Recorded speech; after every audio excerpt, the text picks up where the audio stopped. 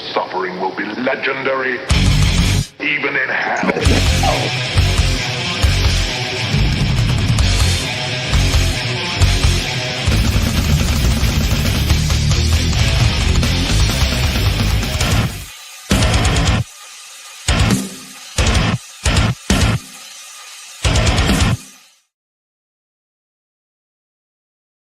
What's up, you magnificent maniacs, and welcome to a fuck up today on Tuesday's TOPcLESS.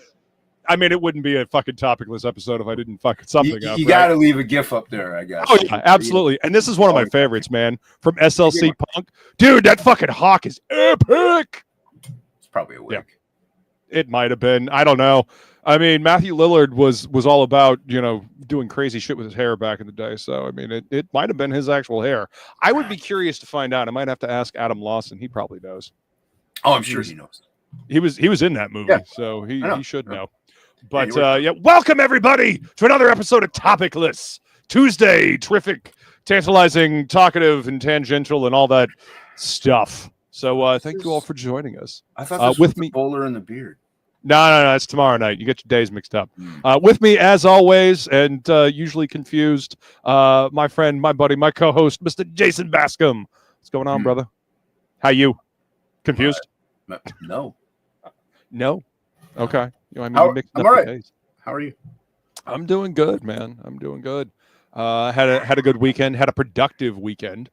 Nice. Got a piece done that got sent out to somebody today. And also got a fucking amazing surprise by one Mr. Andrei Kromov. I'm hoping I'm saying his last name correctly, but just I want y'all to take a fucking gander at this. Like, there it is. Yeah. So you guys remember the Ninja Turtle that I did? I finished that at Heroes Con, and then Andre colored my Ninja Turtle. He colored the Raphael. So I just want you guys to bask in the amazing. I mean, he fucking knocked it out of the park, man. Oh yeah, he did. Yeah, well, for anyone who doesn't know, he's a professional colorist, works in the industry. So in case you don't know that, and that was really nice. Image colorist. Yes. And and when I first saw this, I'm like, wow, Luke's getting really good at coloring. Yeah, because I didn't. Man, I wish I didn't read it. I didn't read the thing. I just see the pretty pictures and I hit the buttons. I don't, you know what I mean? So right, So, and it is definitely a pretty picture. So here's the original version. The original version is dope too. Yeah. Thank you. I mean, I'm really proud of the way it turned out. But I mean, I love the colors that he put on this. It's just he elevated it. You know, he took it to the fucking next level on this shit. Yeah. So big shout out to my homie Andre. Thank you, sir. His signature down there. He did a fucking fantastic job, adding a whole lot of mood. And I love the the steam rising up from the streets. I mean, this feels like it's in New York City. So big shout out to my dude Andre. He fucking crushed it on this. As you know, not surprising because Andre's fucking awesome. You know, I got him to sign a Gear Station comic. Heck yeah, that's awesome, man. He's like, had a really good time talking with him. Huh? He's like, I colored that one. I'm like, well, then you're signing that one, right? So it's like, okay. I'm like, yeah. Next year, I'm bringing my Gear Station books with me because I have all of them, and what a great book that is. I only have a few. Do you just get him sporadically? Well, yet they're not as easy to find as I thought they would be. No, I mean, you got to hunt for them. You could go on eBay and find anything almost. Of course, but price point is the key thing. But I just came across those at my LCS, so I was like, that's awesome. Yeah, I mean that's the way to find them. But yeah, right. He was a cool dude though. Yeah, he is a very cool dude. Very awesome to talk to. And I'm really glad that I got a chance to hang out with him at Heroes Con. I mean, I know we keep talking about Heroes Con, but damn, it was a lot of fun. You know, it was a lot of fun. I'm really glad that we finally got to meet. You know, been doing this show. September it'll be 6 years, dude. September it'll be 6 years we've been doing this show. 6 years in the final year. Wouldn't be saying No, that shit. no. Well, also speaking of heroes, I did finish King Leek's commission of the Shadow and Phantom piece. I just got to Yeah, send I it off saw to that. him. That was fucking dope, man. Thanks, man. Turned out great. Yeah, I got to send it off to him. I was going to do it today, but I realized I don't have it in a sleeve, so I got to sleeve it and then put it. Yeah. In the thing. But yeah, no, thanks, man. So I got to get that out to Leek. I highly doubt he's watching, but I told him I'd send him the tracking whenever I do. So yeah, but like you said, your commission went out and stuff like that. Yep. So it reminded me of that. I was like, oh yeah. And then Heroes. I was like, oh yeah, King Leek. Yeah, absolutely. Yeah, speaking of commissions, Feline just sent out more comic book stands. Nice. Frank Walk for his Hellstones book, which is still live on Kickstarter. Yeah, I'm gonna have him on the 20th, I believe. Nice. 20th or 27th. Heck yeah. That's going to be a fun book, you guys. You guys are really going to enjoy that one. I just dropped the link for his Kickstarter in the chat, so go check that out. But yeah, if you're looking for comic book stands, I mean, you know what to do. I've talked about this quite a bit, and I've showed them off, and yeah, people keep commissioning them. So if you're looking for them, hit me up or hit Feline up, and we'll get you taken care of. Yeah, they come in handy. Yeah, yes, they do. I did get in some stuff from Midtown Comics, actually, because I do buy stuff on there. And so I'm actually going to show 3 things that I got from there. I get these anytime I can, anytime I see them, like in a store or on Midtown. So you got a maximized Max number 2. Nice. Yeah. So like I said, I try to pick cool them up. Cover. Yeah, that's why I like getting them. The covers, he does different covers for them. Yeah, so, that's a fucking cool one, man. Yeah, heck so I have a few of them. I got to scan them all in. I'm like, I scan this one in. I'm like, it only says I have the one. I'm like, no, I know I have more than one. Right. I got this. I didn't even know about this book. It's called Eleanor and the Egg. Sam Keith did it. Oh yeah, yeah. I remember when that was coming out in the the shop when I was still like working 2017. There. Yeah, from Aftershock. Yeah, I didn't even know about it. So Aftershock had a lot of really cool books, like right out the gate, and I don't know that they got the traction that they should have. I mean, they had Warren Ellis working on books. They obviously Sam Keith working on books. Yeah. You know, so yeah, there was a lot of really cool talent there, and I don't know, I don't know what happened. I was actually really excited and stoked for them to be, doing their thing and a new publisher. It felt like. I don't know, it felt like early Image days or something like that, or early IDW, just really cool, off-kilter fun stuff. If you get top talent like that, you got to pay them top money, and if you can't keep it up, you're going to go out of business. Yeah, unfortunately. I like it so far. I might get the other ones. It's less detailed, obviously, because it's not the Max. So it's a little different from Sam's others, but it's still Sam. You can't mistake it. Right. I mean, that's a great figure on the cover there. Oh yeah, dude. It's the insides are dope. I mean, I'm not saying they're not good. I love the shading. The way the shading contours the form. It's great. What's really cool about this one anyway is that there's process pages in the back of it. So you have Sam's line work, and then you have the color stuff, and then you have the letters on top of it. They show all 3. So it's pretty cool to see how the colorist interprets what Sam does and stuff like that. So pretty dope. I'm going to try to hunt down the other ones because, like I said, I didn't even know about this one. And then this I got just because I'm a fan of Brian Bolin. And Bolin's great, man. So he did an Absolute Bane variant. And this one is signed by Scott Snyder, actually. With the COA. Cool. Yeah, you got a COA with it. Right on, man. Yeah, I was like, why not get it then? So yeah, but this is how you draw Absolute Bane. I don't really like the super tiny head that Dakota gives him. That's small enough, but not too small. Right. So it gets the point across without being over exaggerated. Yeah. So that's look at the size of them mitts, though. Holy shit! That's what I'm saying. Like he could crush his own head in his hands. Yeah. Like I said, his head is still tiny, but it's not cartoony tiny. So he's not a pinhead. Yeah. So that's why I got this. I'm like, oh, I gotta get this, and it was just a bonus that it was signed. So which I got this for cover price. Nice. So, yeah. I was like, okay. I don't have to pay for the signature. Right. So, yeah. So I got those. It's pretty dope. That's awesome, man. Yeah. Congrats on the finds. I haven't been to the comic shop since I got back. These are from Midtown Comics. Oh, okay. So you order them online. Yeah, if like I told Ink about it, and if you go on there and I just searched Sam Keith and everything they have from there's a book it's a Marvel Comics Presents like trade thing or whatever. It's like $125. Like I can't afford that. But they have a lot of like just weird stuff, Mars Attacks covers or whatever. A lot of stuff. I looked at Wayshack. I found a few Wayshack things I didn't know existed. So if you type in the artist, like you will find, they'll list all the books they have available for them. It's a cool site, man. I know Adam Lawson uses it all the time. I've been using it before. Adam Lawson mentioned it. That's not to say I'm like a groundbreaker guy. I'm just saying I didn't start using it because of Adam, but it's cool that he uses it too. And stuff like that. So I told Ink about it. And if you can't get to your LCS or whatever, you could just order them through there. And they're actually usually like 10% off for like new books. So it's a good place to go for new books. Old books. Well, there was a new book that just came out. The World Is asterisk, 6 asterisks. That Rocky was actually talking about. I saw he was talking about that, and I jumped in and started chatting. That was in today. The chat there. No, that was last. He went because he was live today. So. Yeah. I guess it was on Wednesday because I had my buddy Brett.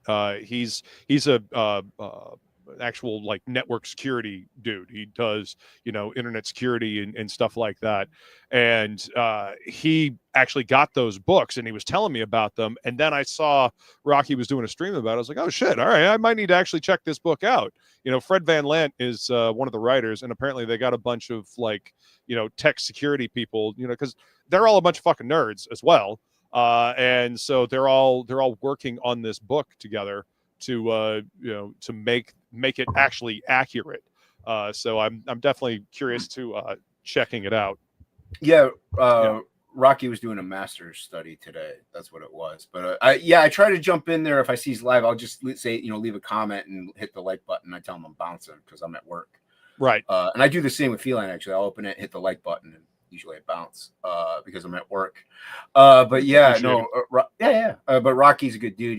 He's a great artist, and he usually has some pretty solid choices when it comes to what he picks up. So yeah.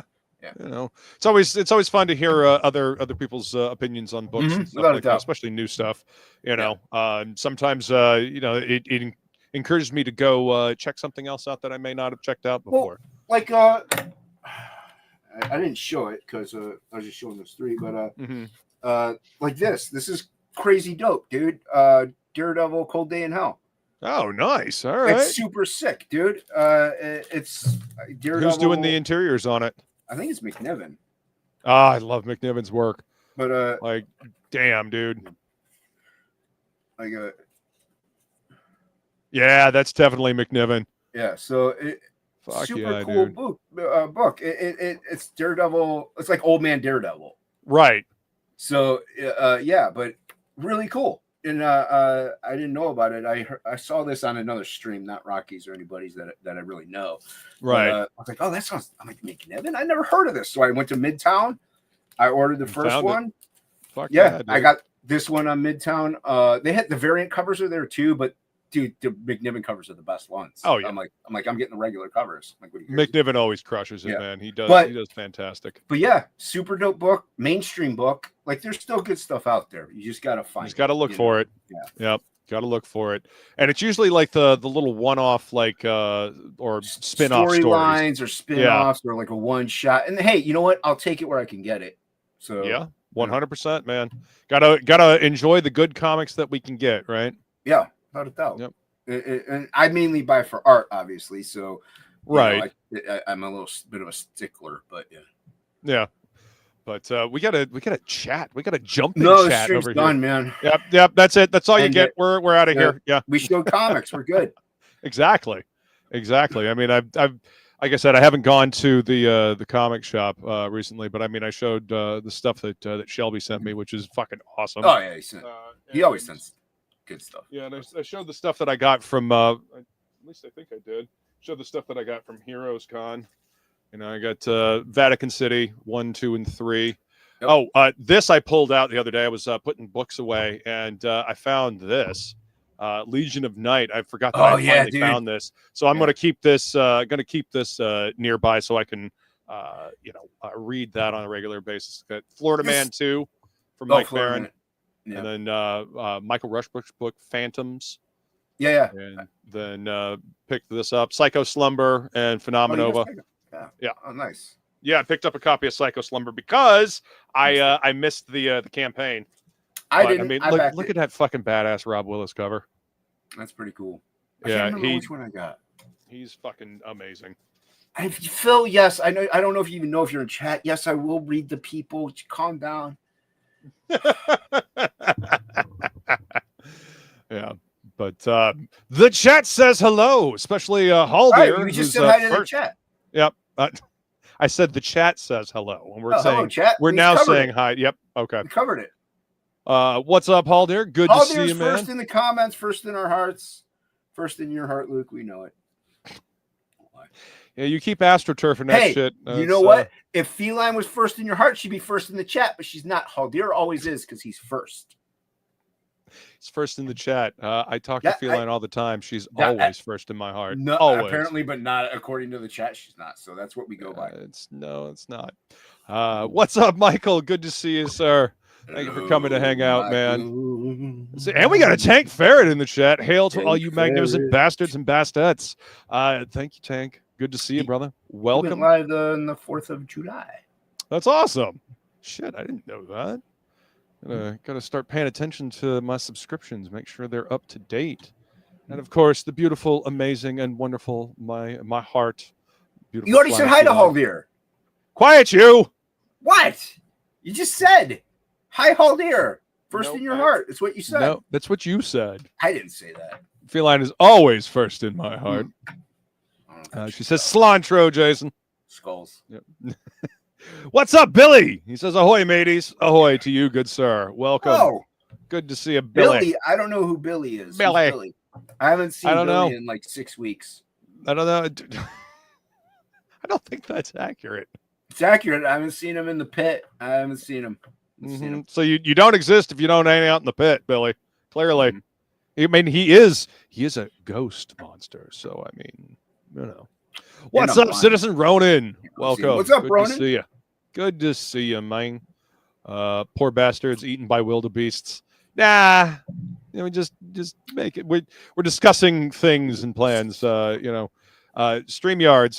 For any of you that weren't in the happy hour hangout earlier today, we were discussing backstage like what to do about moving from StreamYards because StreamYards is kind of getting a little greedy and they're taking away features from the free plan that were there from the beginning.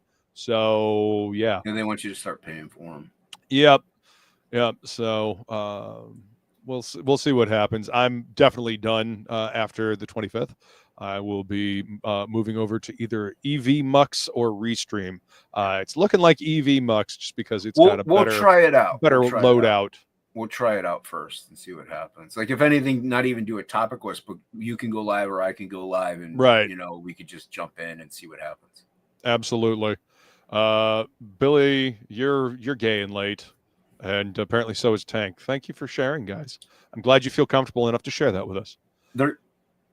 They're gay and late. They're not late and gay. Maybe. I'm glad they prioritize. Yeah, exactly. Feline says we need to get DeathMetalHero to 700 subscribers. That would be fucking amazing. I would love that. Just to have more of a reach to get more viewers for books. To talk about books and whatnot. Need a bigger reach around. Not how I would have put it, but sure. That. So please share this out. Listen to the wise Feline and share this out. And thank you. She actually saw this first before for anybody else, the Ninja Turtles picture. Nice. She saw what Andre did before anybody else. So yeah. No. These freaks, these turtles. No, she didn't.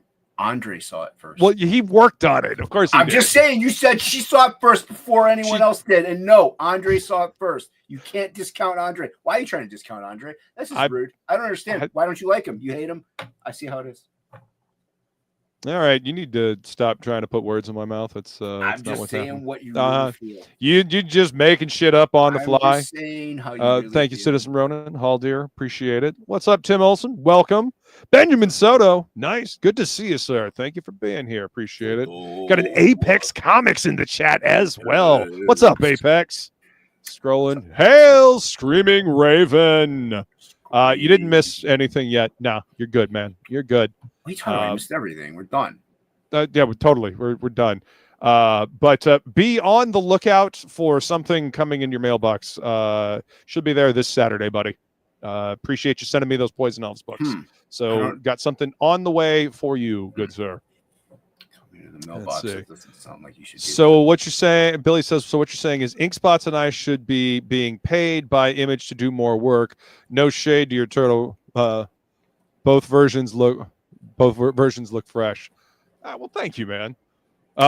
Should be being. Yes. I mean, if Image knew what was up, yeah, they should be hiring you guys, because both you guys do fucking fantastic work. You kidding me? Billy does fantastic work. Shade. Shots. What? I didn't say anything. I didn't just say anything. No, I just said Billy does fantastic work. By omission. Shade by omission. Those are some big words. I don't know what big words are. Jesus. I know who he is. He's an artist, not a writer. You know, words escape. You know, art is easy to see. Words, right? Not so because you don't need writers when it comes to comics. There you go. Exactly. Exactly. Pizza dude's got 30 seconds. Forgiveness is divine, but never pay full price for late pizza. I mean, these are words of wisdom, man. It's words of wisdom. That's actually very valid. Right? Seriously. Haldier got Groken 1 through 3 in the mail today. That's fucking rad. Groken's a great book. Yeah, I missed that one. Kenneth does fucking amazing work. Like, he really does. He's so damn good. There is the link for the Kickstarter for Hellstones. Go ahead and jump on that. It is still live, and you can get yourself a copy of it. Frank has done some great work on that. He did the coloring and the writing, and he got a great artist that really works well for the story that he's telling. Tank is working and lurking. Yes. Feline's got a new color for staining the stands, crimson, which I've seen the crimson before on like the little mock-up thing, and it is red. It is definitely crimson. So if you're looking for some red comic book stands, you know what's up. It's a good comic book, crimson. Citizen Ronan asks, is Eleanor a middle-aged woman worrying about her eggs? I don't know what it's about. I didn't read it. I just look at Sam Keith. Come on. Right. I don't look at nothing. I don't read stuff. Tim Olson says, I was born in the absolute dark. Absolute molded. Oh, wait. Hey. I was born in the absolute dark. Absolute molded by it. You merely absolute adopted it. Because, Bane sounded like he was talking through a fucking fast food speaker. I didn't mind it. Yeah, it was all right. It's the weakest of those 3 Batman movies, though. Apex says he's far overdue at his comic shop. We'll get in there because LCS, appreciate you coming in and clearing out your pull list, man. Ack. I want to watch Mars Attacks. Yeah. Michael Rushbrook says, now that I'm not driving, I can reply properly, saying hello to folks. Well, good that you're not driving and replying. Oh, no, you should be driving and replying at all times. Like, just constantly. Just like when you open boxes, you should absolutely cut towards yourself. Just let go of the wheel and start chatting. Luke needs the comments to trigger that algorithm. What are you doing, Rushbrook? Come on, son. Yeah, put your life in danger for the algorithm. Yes. Amanda B has bought from Midtown. You aren't special, Jason, says Citizen Ronan. But I am. If Amanda B buys from it, I'm special because I buy along with Amanda B. So therefore, I am special. And not just short bus special. I am short bus special, though, too. So okay. Well, yeah. Okay. Feline says thank you for jumping in and hitting the like button. Tokame, what's up, Seth? Hail to the room, chat, and panel. Well, hail to you, sir. Hopefully the convention went well for you guys this past weekend. It was at a convention promoting Edge Punk Magazine. That's right. Hopefully that went well, man. Punks. That's right. McNiven. Yeah, McNiven is fucking great. He does stellar work and always has. There you go, old man Daredevil. Let's see. Oliver, what's going on, brother? Good to see you, man. Spider-Man and Wolverine isn't a bad book. 90s vibes all around. That's awesome. I need to find that book. I really want to. They have it at Midtown. All right. Well, then I guess I'm going to have to put an order in at Midtown Comics because not to throw any shade at Jack, but sometimes he misses out on stuff, or maybe I just miss out on it because I don't get there. See, and that's the same with me. It's a little of both. Sometimes I miss out on it, and my shop doesn't have it, or I didn't know about it, and they didn't pull it and stuff like. So it is a good I missed out on that. I could just order it from Midtown. So. Jason's never sure of the fact, never sure that he is Jason. That's why he's got a question mark next to his name. Question mark right there for a reason. Yeah, exactly. Are any of us really who we think we are? Yes, I am. No, yes, Legion of the Night. Yes, I need to see if I can find the second issue of that. Yeah, it's the story isn't the best, but the artwork's fantastic. Well, I mean, that really, what are you buying the book for? You're buying it because of Wills. Yeah, Wills does fucking fantastic. I love that style from back in the day. And not only that, for a Marvel book, it's pretty dark, and it's I don't know, it's something totally different you wouldn't expect from Marvel, and it was just weird. It came out of nowhere, and not too many people even know about it. So yeah, it's a good book. Yeah. Oliver says, dude, we streamed last night and StreamYard took away our ability to play the intro. F that. That's what I'm saying, man. We couldn't do an intro or an outro on Feline stream today for that exact reason. Dude, I'm glad I did that at a free advanced thing when I did then. So yeah. Because I had Raiden Radio on Sunday. Yep. And I had TOPcLESS. So I'm like, it's a good thing I did it then, because I probably wouldn't have been able to. But jeez, man. Yeah, fireworks. Oh, that's what that was. Yeah, holy shit, dude. I live in I lived in a good neighborhood, but now there's a bunch of hillbilly and bred rejects that live here. So they just set off fireworks like 7 months out of the year. So yeah, there's no real reason for it. But anyway, a lot of companies are pulling that bullshit. We're talking about StreamYards, StreamYards. But I don't know when they initiated it. So who knows if Sunday I would have been okay or not. But I'm glad I had that free advanced version. But yeah, like you said, at worst case scenario, $16 a month, or what is it, like under $200 for the year, which is crazy good for Restream if you pay for it. So you can't do videos with the free version either. But if you pay for it, it's a lot cheaper than almost $50 a month for StreamYard. So, I mean, StreamYard's wants like damn near $400 a year. And looking at EV Mux, it's like $280 or something like that. So I mean, it's almost half of what StreamYard's wants, and plus you get a lot more features. And just looking at the free version, what's up, Boomer? Good to see you. What's up, Boomer? With the free version alone, you get a crap ton of features. So yes, yeah.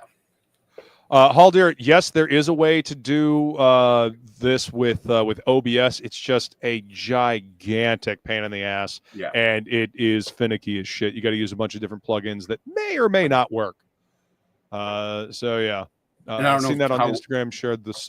Thanks, man. I appreciate that, Raven. Appreciate it, man. We got a Plagle in the chat. Hello, friends. Well, hello, Plagle. Good to see you, brother. Cancer-free friend. I didn't read it like Shredder. Sorry, man. I didn't realize that's what you were doing. See, I totally missed it. Reference went right over my head. Is the best Ninja Turtle movie ever, though, is the first one from back in the day. Yep. Holds up to this day. Still fucking fantastic. Let's see. Yo, we got a K-pop in the chat. What's going on, K-pop? Welcome. Go subscribe. Good to see you. To K-pop. See you. Rocka Force. That's right. Rocka Force, like Rocky Ballestros, Rocky Force. Sure, that's totally. Yeah. Hey, Shelby's got some good news dropping in the chat. He says, "Good news, everyone." What did Kit Kat do? I am now dropping my yearbook signature rate to $50. Dang, that's a steal. It's a deal. Well, Newt never signed his yearbook. She didn't even go to his school. He photoshopped all that stuff. So I don't know how much he'll pay. I mean, hey, at least it's a deal, though. He don't know no Newt. This is Jason's Mexican restaurant on Pantano out here in Tucson. Now running 2 cheese enchiladas especial. Hey, man, we don't mess around. All right. Listen to Shelby. Check it out. Come in, get a deal, get some good food. Get a bell. Hey man, good enchiladas are good enchiladas. You know what I'm saying? You know, $20. Damn it! Now I'm hungry. Now I want chips and fucking salsa. Go make some. I'm here. No, it is entirely too late at night for that shit. Oh, it's not. What are you talking about? You can eat whenever you want. As long as you burn it off later. You're fine. Besides, I'm good. I'm good. Hey, you just go for a jog. I really want like a chimichanga as well. Go eat a chimichanga. We got to stop talking about food, making me hungry. Screaming Raven says, so far I'm working on Spider-Man and Thor in between the indies, so be prepared to hear me about potential signed books I might get. Well, that's fine. We like to celebrate signed books, man. We like to celebrate people enjoying their collections because you know why? We fucking love comics. I got a couple over there. Yeah. Mm-hmm. I had to move some. I had to move some because the dog. This is why I also hate fireworks. The dog is terrified of them, and she tries to get behind the water heater. Right. So I had to take 3 of the boxes and stack them kind of in front of that area, so to get her from. So yes, that's why I'm short 3 over there. I think one of them is my long box that contains Thor's. So what's up? Arthur Adams. Yes. And then Mike Barron signed my Punisher #1. He even signed it to me. Yeah, I couldn't find it in time. I had to hunt for mine. It turns out it was on a shelf over there in a bunch of random, like, older books I had gotten from the comic shop a while back. My stuff's all sporadically. I was looking for the Thor sketch cover that John Romita Jr. had done. I hate everyone. It came out in the 90s. It was Shelby says Rick is on Jason's roof. Yeah, well, tell him to stop letting off fireworks. It's obnoxious. But no, I couldn't find it in time before we went, so that's why I didn't get JRJR's signature. But yeah. I mean, his line was fucking forever long as well. Anyway. Yeah. But I mean, I realized you had Mother go. Yeah, but I don't. It's not like she's got 20-year-old knees, so I don't really want her standing too long. So yeah, I mean all the guys over on that side of the convention, they had really, really fucking long lines. Well, there's a lot of great people over there. Yeah. Apex is asking, why is StreamYard so sucky? Because they just updated it. Those comments came in a different order, but it made sense. Well, Restream is pretty dope, says Billy. Yeah, well, that's what a lot of people use. But if that other one you mentioned, which I can't really say it right now because I forgot the name of it already. But, EV Mux. Them too. If their free version is great, I'll use that. Right. But, if not, I'll pay for the Restream, which is fine. It's not an insane amount, but the more money I can save, the better. So right. Like I said, I agree. Yeah. Until we start making money doing this the streaming thing, and be able to put that towards paying for a streaming thing. StreamYard is nice because of familiarity. Everyone knows it. They know how to work it. It's a comfort thing. But now you have all this other game in town, and they're just making things worse. That's the opposite of a good business plan. I mean, if you got competition, that's supposed to inspire you to make your service better, so people stick with your service. Not go check out the other kid in town because hey, you're doing pretty shit with what you're doing. You know. What's up, Stippling Vaughn? Good to see you, sir. Thank you for coming to hang out with us. He says nothing witty to add to the conversation. So hi all. That'll work. Yep, that's totally. K-pop says, I don't know. Ninja Rap was pretty dope. Yeah. Moving on. 1990s. She's been hanging out with Shelby too long. Oh my God. That movie, that second movie was so goddamn goofy. And the third one was even fucking worse. It would have been good without the Vanilla Ice part, and also if they were allowed to use their weapons. Yeah, well, it's too violent. They're fucking ninjas. Shut up. If you had Bebop and Rocksteady instead of TOPcLESS. Well, see, I know Kevin Eastman and Peter Later didn't want them in there at all. I know. They didn't want the cartoon. They wanted it to be more along the lines of the comics. So, what's up, Jay Ryan? Good to see you, sir. What's up, Jay? No, I agree. I think it would have been better if they had Bebop and Rocksteady. Some familiarity. What's up, Gordon Goodbrother? Long time no see, sir. Jordan. Rocky and Bullwinkle Force? What? Jordan. Shelby is apparently the new Gary Gnu. I'm not exactly sure I get that reference. Yeah, I don't either. So sure. Yeah. I'll agree with Citizen. That's a bargain at half the price. Exactly. Shelby's $50 signature there. Paying a little over $900 a year for Jesus Christ, man. Plus whatever it costs to have 400 hours of storage. That's That is just obscene. There is that. Yeah, that's just obscene. It's ludicrous. It is absolutely ludicrous. So yeah, no. And not like the good rapper Ludacris. It's just ludicrous. Right. $50 can buy a lot of aspartame. Mm-hmm. Gross. Yeah. It's good Burn it off later. And Gordon Goodbrother's got a toilet and paper. Shelby says yes. I'm not exactly sure what he's saying yes to, but there we are. Got Amazing Spider-Man 55 signed by Nick Spencer. Nice. Heck yeah, dude. Stippling Vaughn says he loves signed comics. I'm only on day 189 of signed books posted. Well, keep going, man. Keep going. Keep posting them. We need to celebrate the comics that we got. The cool shit that we have. Let's see. Take advantage of the Black Friday deal. Cancel the month before to get it. Then all the stuff in storage don't take up your space. I see. What's up, Angela Curry? She says, evening, Pharaohs. Welcome, Angela. Good to see you. Angela, you're fired for racism. That's it. Ogling a Walter Simonson signed copy currently, so there might be a fight on my hands. Hope you get it, man. Good luck, bud. I have Thor 337 signed by Walt. Nice. Aunt May's knees, not Spider-Gwen's. Exactly. It's an upsuck from StreamYards. K-Pop says, Restream sucks. You can't type in the chat unless you are a host. I see. Just open YouTube. Yeah. I mean, that is the workaround. Still talking about it, bloody hell. That was the past, Eckhart. Think about the future. We are celebrating what was, Hockey. Think about the future. Think about the future. Plow. Which we can't apparently show on StreamYard or on YouTube because idiotic fucking dumb reasons. Well, you can. You can do anything you want. There's just consequences and repercussions. Well, yes, exactly.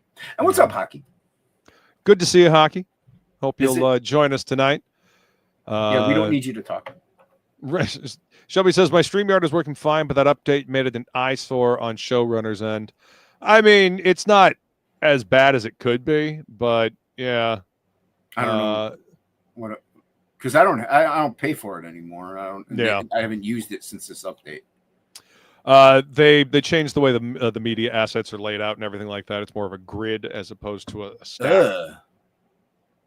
Honestly, it's easier to see things. You might actually appreciate it. And I don't know because maybe I mean you go by the little thumbnail, right? Trying to figure out what's what.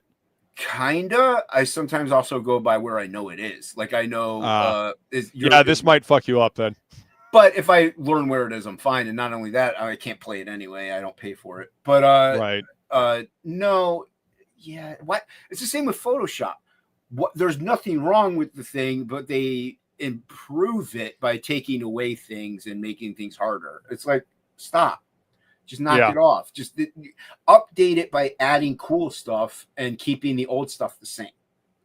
That way, everyone's happy. Right.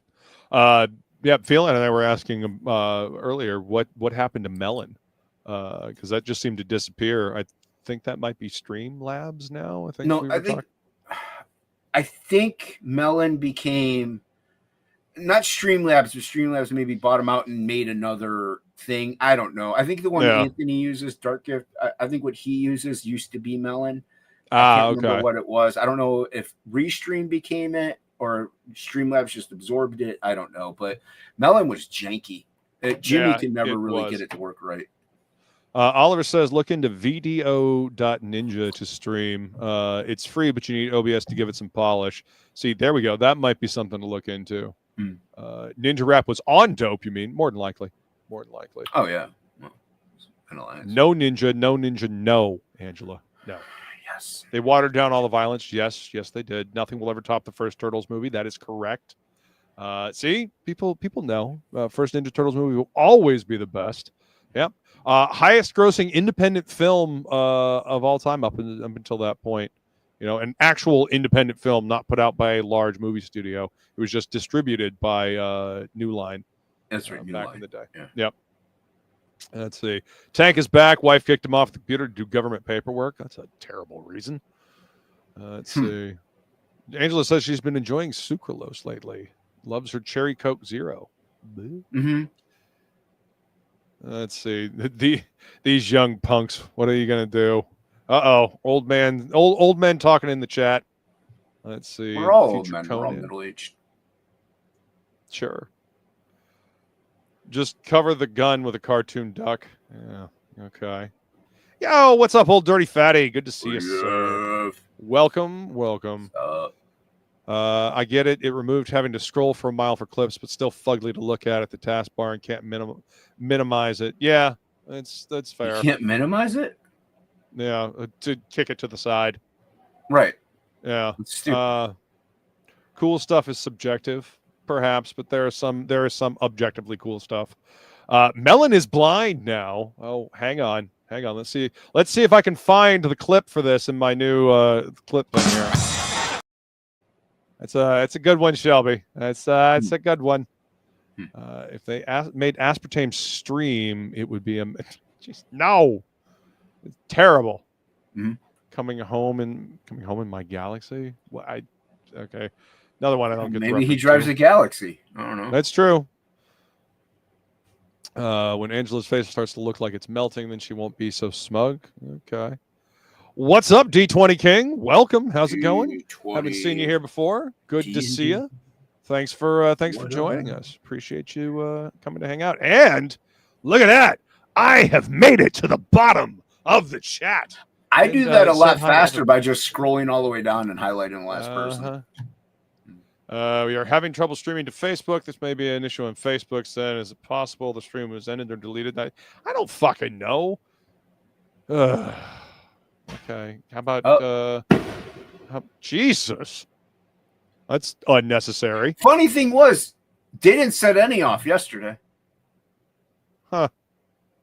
That's okay. Well, I don't get it, dude. I really don't. And it is unnerving. Like, and yeah, maybe if we didn't have the dog, I wouldn't care as much. Right. But it still is unnerving because other people have animals or kids that are trying to sleep for school tomorrow. Well, there's no right.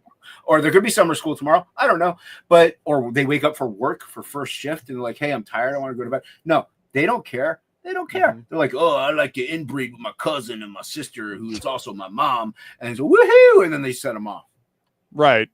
I mean, it could also be, freaking drunk. White people. I hate white people. Hate them.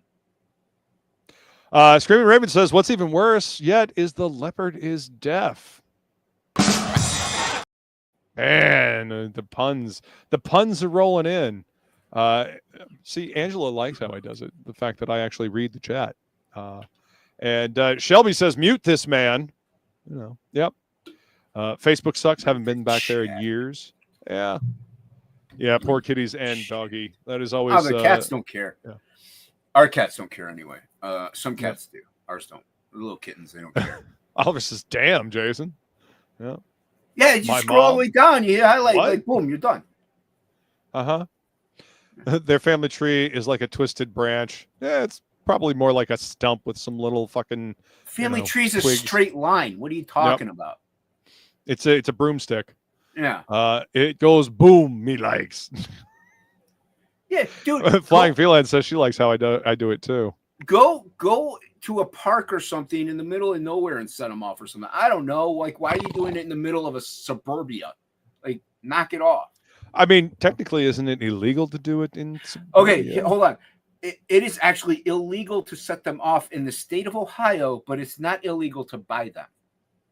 Yeah, that's similar in Indiana, I think. Yeah, it's the dumbest law I've ever heard of. At least maybe in our county. I don't know. But either way, I know it's illegal to set them off, not illegal to buy them, which...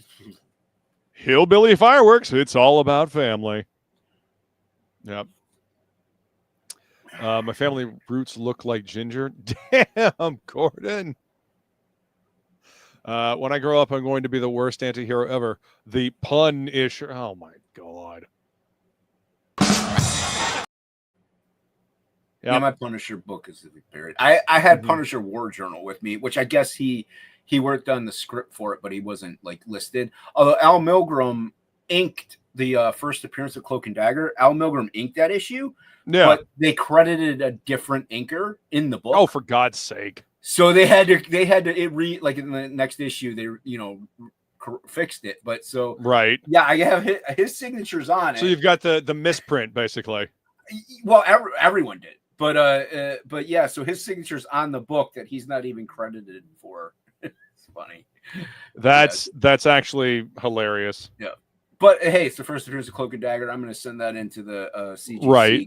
get it JSA'd and verified, and then one day flip it.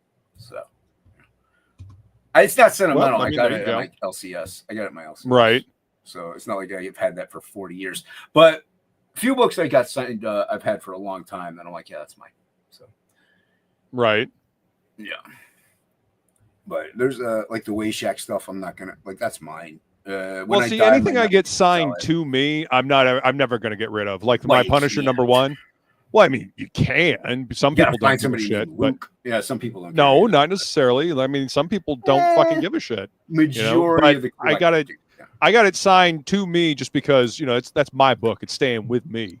Right. What's up, Michael? What's up, Hockey? Good to see you guys. Hey, what's up? Thanks for coming to hang out. So I defended Jason's honor in the chat in the Discord group. Oh, not Discord group. The was it X group?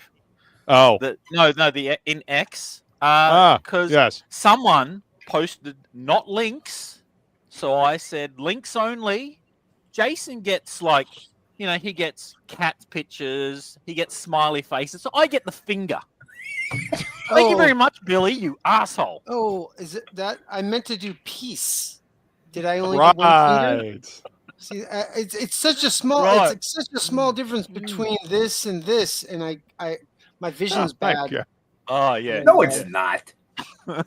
Everybody using the fucking bad vision excuse these days. You have the glasses on. I know, and it's a 10-year-old prescription. It's it needs to be updated.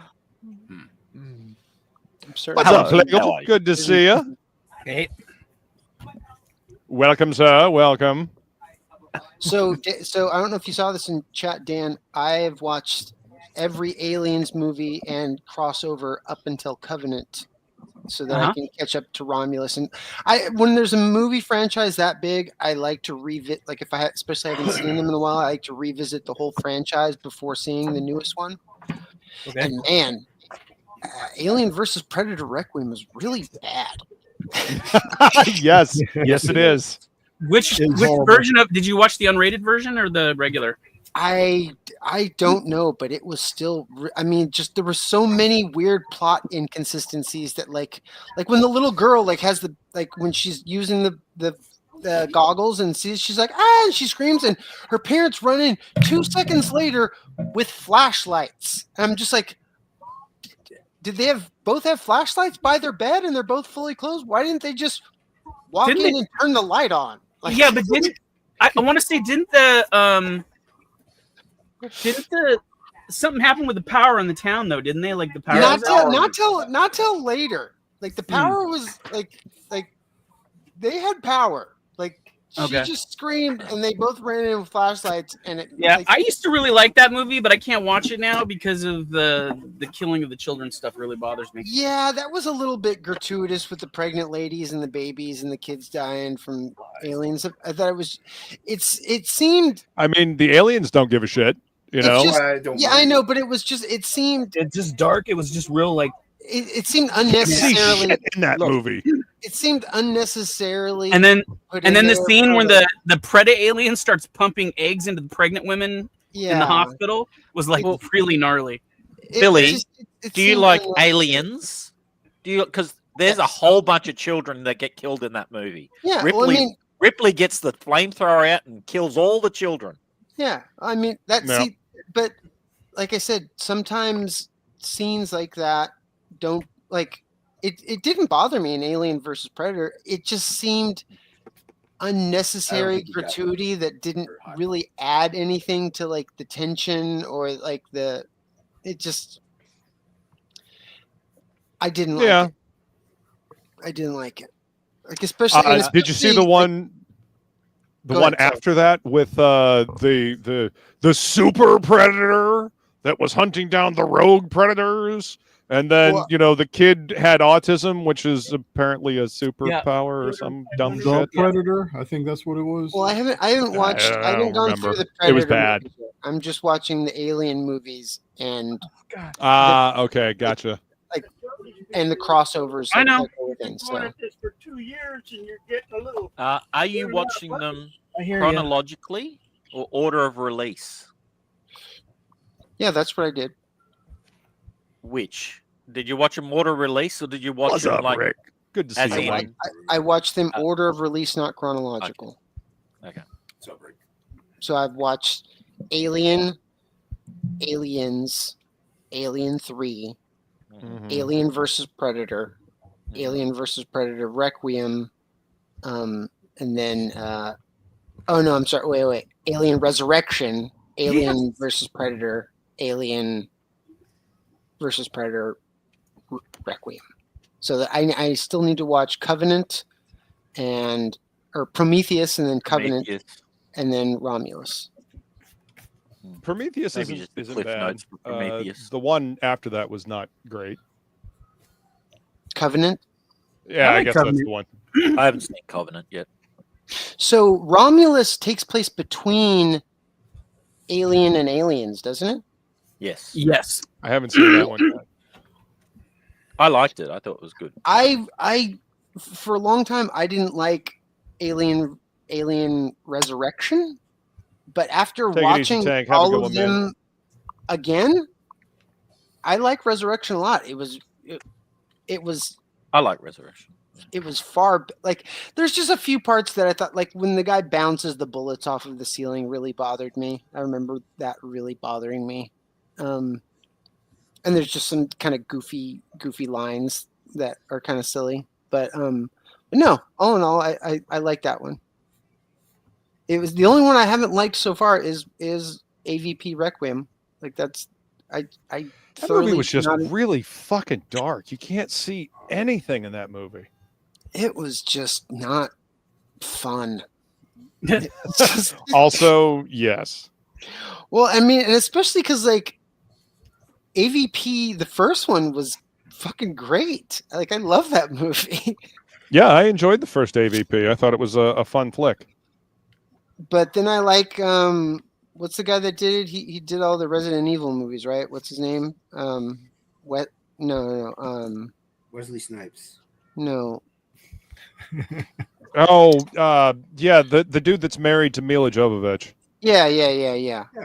And I thought it was funny too because there's a scene in AVP where the guy that's in the Resident Evil movies gets cut up into cubes again. Like it's almost like he's just like, hey, you want to die again by getting like cut up into like small Anderson? cubes? Is that who it is? No, that's the different director. Yeah, that's the comedy director. Right. Yeah. I think it's just like W.S. Anderson or something, isn't it? Yeah, Wes Anderson, I think. Yeah. Or, yeah. Yeah, I don't know what it is, actually. Paul Anderson, says Angela Curry. Paul Thomas Anderson? Yeah, I can't remember. Are you going to see the Running Man remake? It actually looks good. Yeah, it's supposed to be closer to the book. Yeah, I actually read the book. The book is pretty damn good. I'm gearing up because I want to see the Alien TV show that's coming out this month. That show looks awesome. And what time period does that take place in, Dan? Do you know? Before Alien. Before Alien. Okay. Yeah, but like not too far before, like maybe like 100 years or something. Okay. What? Hold on. So before Alien, but we've got aliens on the planet Earth. Is that what I'm understanding? Yes and no. It looks like it's mostly about the androids.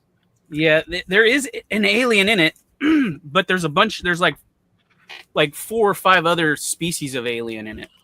Like not the alien, but like alien creatures. Not Xenomorph XX121 or whatever. So the alien might not actually be like doing anything where anybody would know about it, if that makes any sense, because the ship crash lands and they go in to investigate it.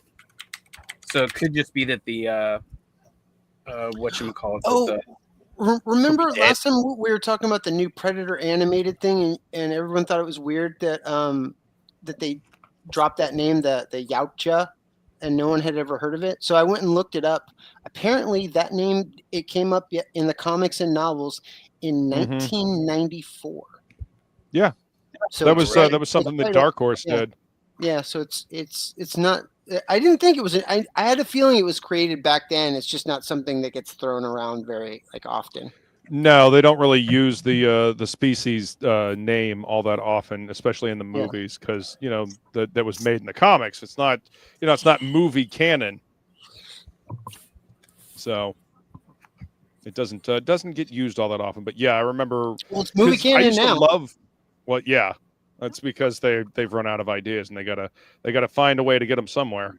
But I remember reading a lot of the Dark Horse comics for both Alien and Predator and Terminator, for that matter, and those things were fucking great. They were a lot of fun.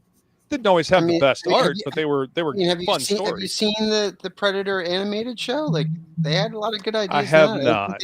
I don't think they've run out of ideas. I have to say the only thing I didn't like about that show, which I get in the end why it was useful, but it was just dumb, is the third act of the fucking thing. Yes.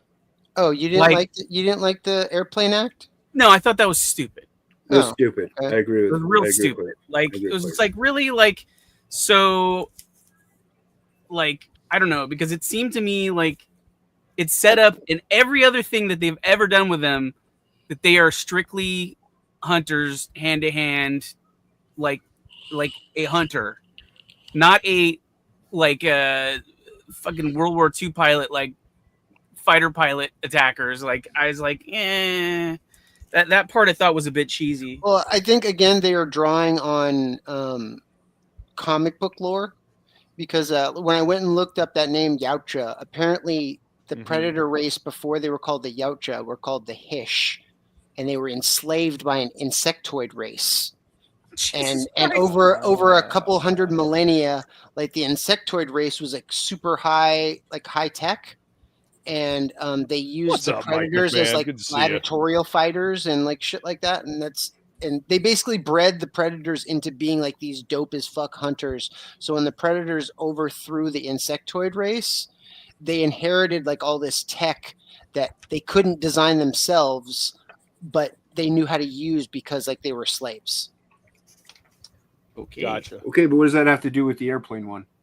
Well, I mean, that's why they had that one predator that could fly. Yeah, it could fly a plane, but it's just like Plagle says, it really. I mean, granted, I know you're going off of like there's other clans and all this stuff, but they still all seem to be hand to hand who is the best fighter. See, I'm gonna have to check this out for the ninja one and the Viking one. I thought they were all good.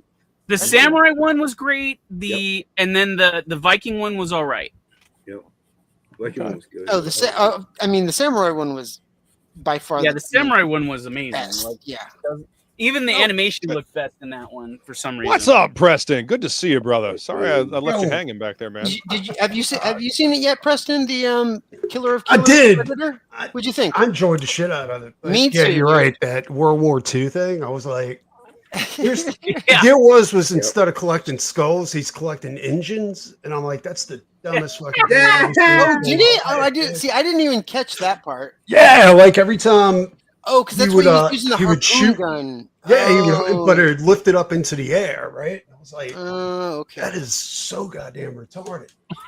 Yeah, it wasn't my favorite part of it. I thought it was nice because it's like it was just a little bit of a change of pace, because they're always showing them in as these like hunters that like they're like, okay, well let's not try to do just 3 hunter chapters in a row. Let's do something that's a little more contemporary. I agree. I thought it was cool all up until the point where I'm like, is he fucking collecting engines? I was like, he's the first and only gearhead predator. Yeah, exactly. I was like, his trophy room must be huge. Yeah, the animation was fucking dope. I really liked it. Dude, was it? That's it. Like, the screenshots that I saw looked really cool. Dude, they used Unreal Engine 5 to animate that whole movie. Wow. No shit. Which I thought was Really? trippy. Yeah. Oh wow. Huh. That's unreal. Interesting. Yep. Oh my God. Hang on. That's just like it's only, and that's why I went back and like another one of the reasons I went back and watched all the Alien movies, because like I want some Alien animated shit. Me too. I love all the Alien movies. Yeah. Even the ones that are kind of shitty. Yeah, I agree. Yeah, like, I mean, Requiem for me was the lowest point, but it was still okay. Like I knew it was bad when I like turned it off halfway through and went and made a meal and then like didn't watch the second half for a couple days. Yeah, when you don't feel like going back to a movie. No, that was the. Oh, did I say Resurrection again? I meant Requiem. I meant AVP Requiem, the one that's in Colorado or whatever. And like, I was like, how do you go from like this cool Antarctica movie with a fucking pyramid and shit to just like they're in the fucking woods of Colorado? Oh, that was another one of the inconsistencies. Yeah, fucking the Predator blows up the whole fucking Predator ship out in the middle of the woods. And nobody ever talks about like, oh my God, there's like this huge like fucking fire and shit out in the middle of the fucking forest. Like I'm just like, come on. Yeah. Like, what I thought was weird about that was the alien, like he got a bunch of pregnant women. Yeah. Like inseminated, but like puking something down there. I was like, but that goes against like lore, right? Because yeah. Well, the Predator alien was like also like a kind of like a queen, so it could lay eggs. Yeah, and then they called in the National Guard, and the National Guard were like all there downtown with tanks in like 5 minutes. They're like, "Yeah, we're here, Sheriff." I was just like, "Man, this movie's just got a bunch of like weird, like," and it also, like I said, it just had a bunch of weird inconsistencies. That just, like I said, I got pissed off never the finished minute it either. The parents ran in with flashlights instead of just turning their daughter's light on. I was like, see, who does even that? Mike McMahon says the movie was so dark you couldn't see anything. See, I agree, man. You couldn't see shit in that movie. Even if it was good, you couldn't see what the fuck was going on. Where they had the planet. Turn up your brightness. That was fucking awesome. Quiet, you. No. Yeah, Old Dirty Fatty says, if only they could combine Alien and Species into an all-girl boss prequel that explains that only white Christian straight men are source of all evil. Good Lord, don't give Hollywood any fucking ideas, dude. Yeah, the only thing I always thought that Species was going to be like a spin-off of Aliens. Go ahead, Michael. Yeah, I'm sorry, dude. So the only thing I like about Requiem is the design of the Predator, the wolf Predator. Yeah, right. That's just about it. No, the Predator was the star of that movie for sure. And what sucked because it just seems like a little bit of a wasted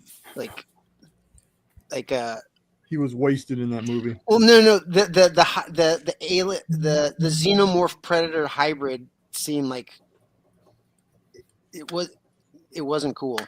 Like, and it could have been really cool. It wasn't cool. It should have been better. Could have been, but wasn't. Yeah, they should have got Paul W.S. Anderson to do the second movie, but he was probably should have got Daniel Day-Lewis to play the Predator. Yeah, Danny DeVito. Pauly Shore to be the Danny DeVito is the Predator alien hybrid. What's up, buddy? I totally watch a movie with Danny DeVito. That's a Predator. Yeah, so especially so after watching, 3/4 of the Aliens movies and a bunch of Predator content, I am convinced that screenshot of that Predator that everybody was crying about on Twitter like a month ago is a standalone screenshot because it's the same production team that did the animated show that's doing the new Predator movie, and I'm just like, that's probably one screenshot of like one Predator of many, because it's like. They're like, oh my God, they can't do cool Predators anymore. I'm like, I don't know, man. They made a lot of cool Predators in the new Predator animated thing. And if it stands to reason that they're going to make a bunch of cool new Predators in the new Predator movie, and we saw one screen cap of one Predator, probably many that maybe wasn't like the coolest. Well, I mean, it's like that old saying, you fuck one sheep And build 100 bridges. You're not a bridge builder. You're a sheep fucker. You just remembered as the sheep fucker. Yeah. Well, you know, don't fuck that sheep then, I guess, huh? I thought that was about fucking penis. My biggest problem with that Predator face is that it just looked too CGI smoothed over. You know, it didn't have any texture to it. I thought it was just like an early production photo or something like that, like not finished. Well, that's what it looked like to me. It could be. You never know. That could be a rubber mask that might end up being like touched up. You know. What are we talking about? Oh no, they might also release it just to bait people. Yeah, like a month or two ago, they had screen caps of like behind the scenes of like the new Predator movie coming out. And all of Twitter that was interested basically hyper focused on the Predator's face. Like, oh, are we talking about the one that looks like Whoopi Goldberg? Yeah, it's got a big old forehead. Yes. Yeah, that's what it looks like. That's the hero Predator of the movie. That is the Predator you'll be following as the lead through the whole film. You think? Well, hopefully they fix that face because damn. 100%. Everything I've seen so far, I've seen a ton of stuff. It's not an effects not done thing. They don't put out a trailer with effects not done. Well, they showed that he's a younger Predator. So yeah, maybe that's why he looks that way. I have no idea. It's either a younger Predator or it's a different race. Yeah, I think it's going to be fine. It's going to be sucky. Everybody's going to hate it. Movie ever made because the Predator's face looks weird. I'm just saying it didn't look like a finished face. That's all I was saying. It didn't look. I know, but everybody like else it was is done. saying. Sometimes they put out trailers that don't have finished CG on them.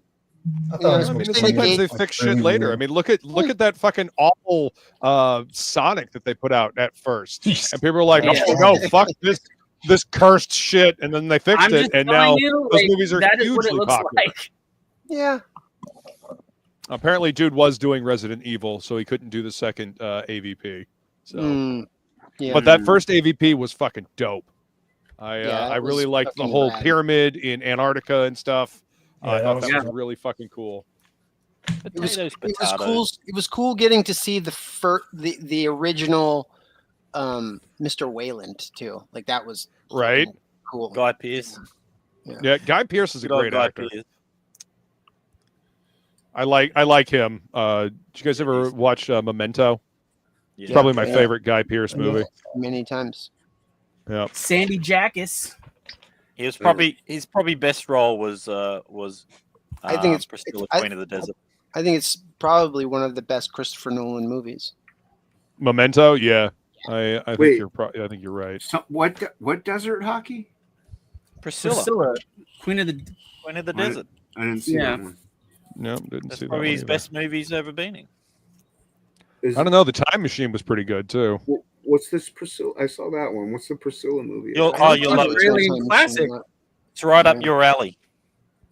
Oh, then I'll hate it. Thanks for phrasing it that way. He'd be up it. I'm so glad you phrased it that way. It's right up his back alley.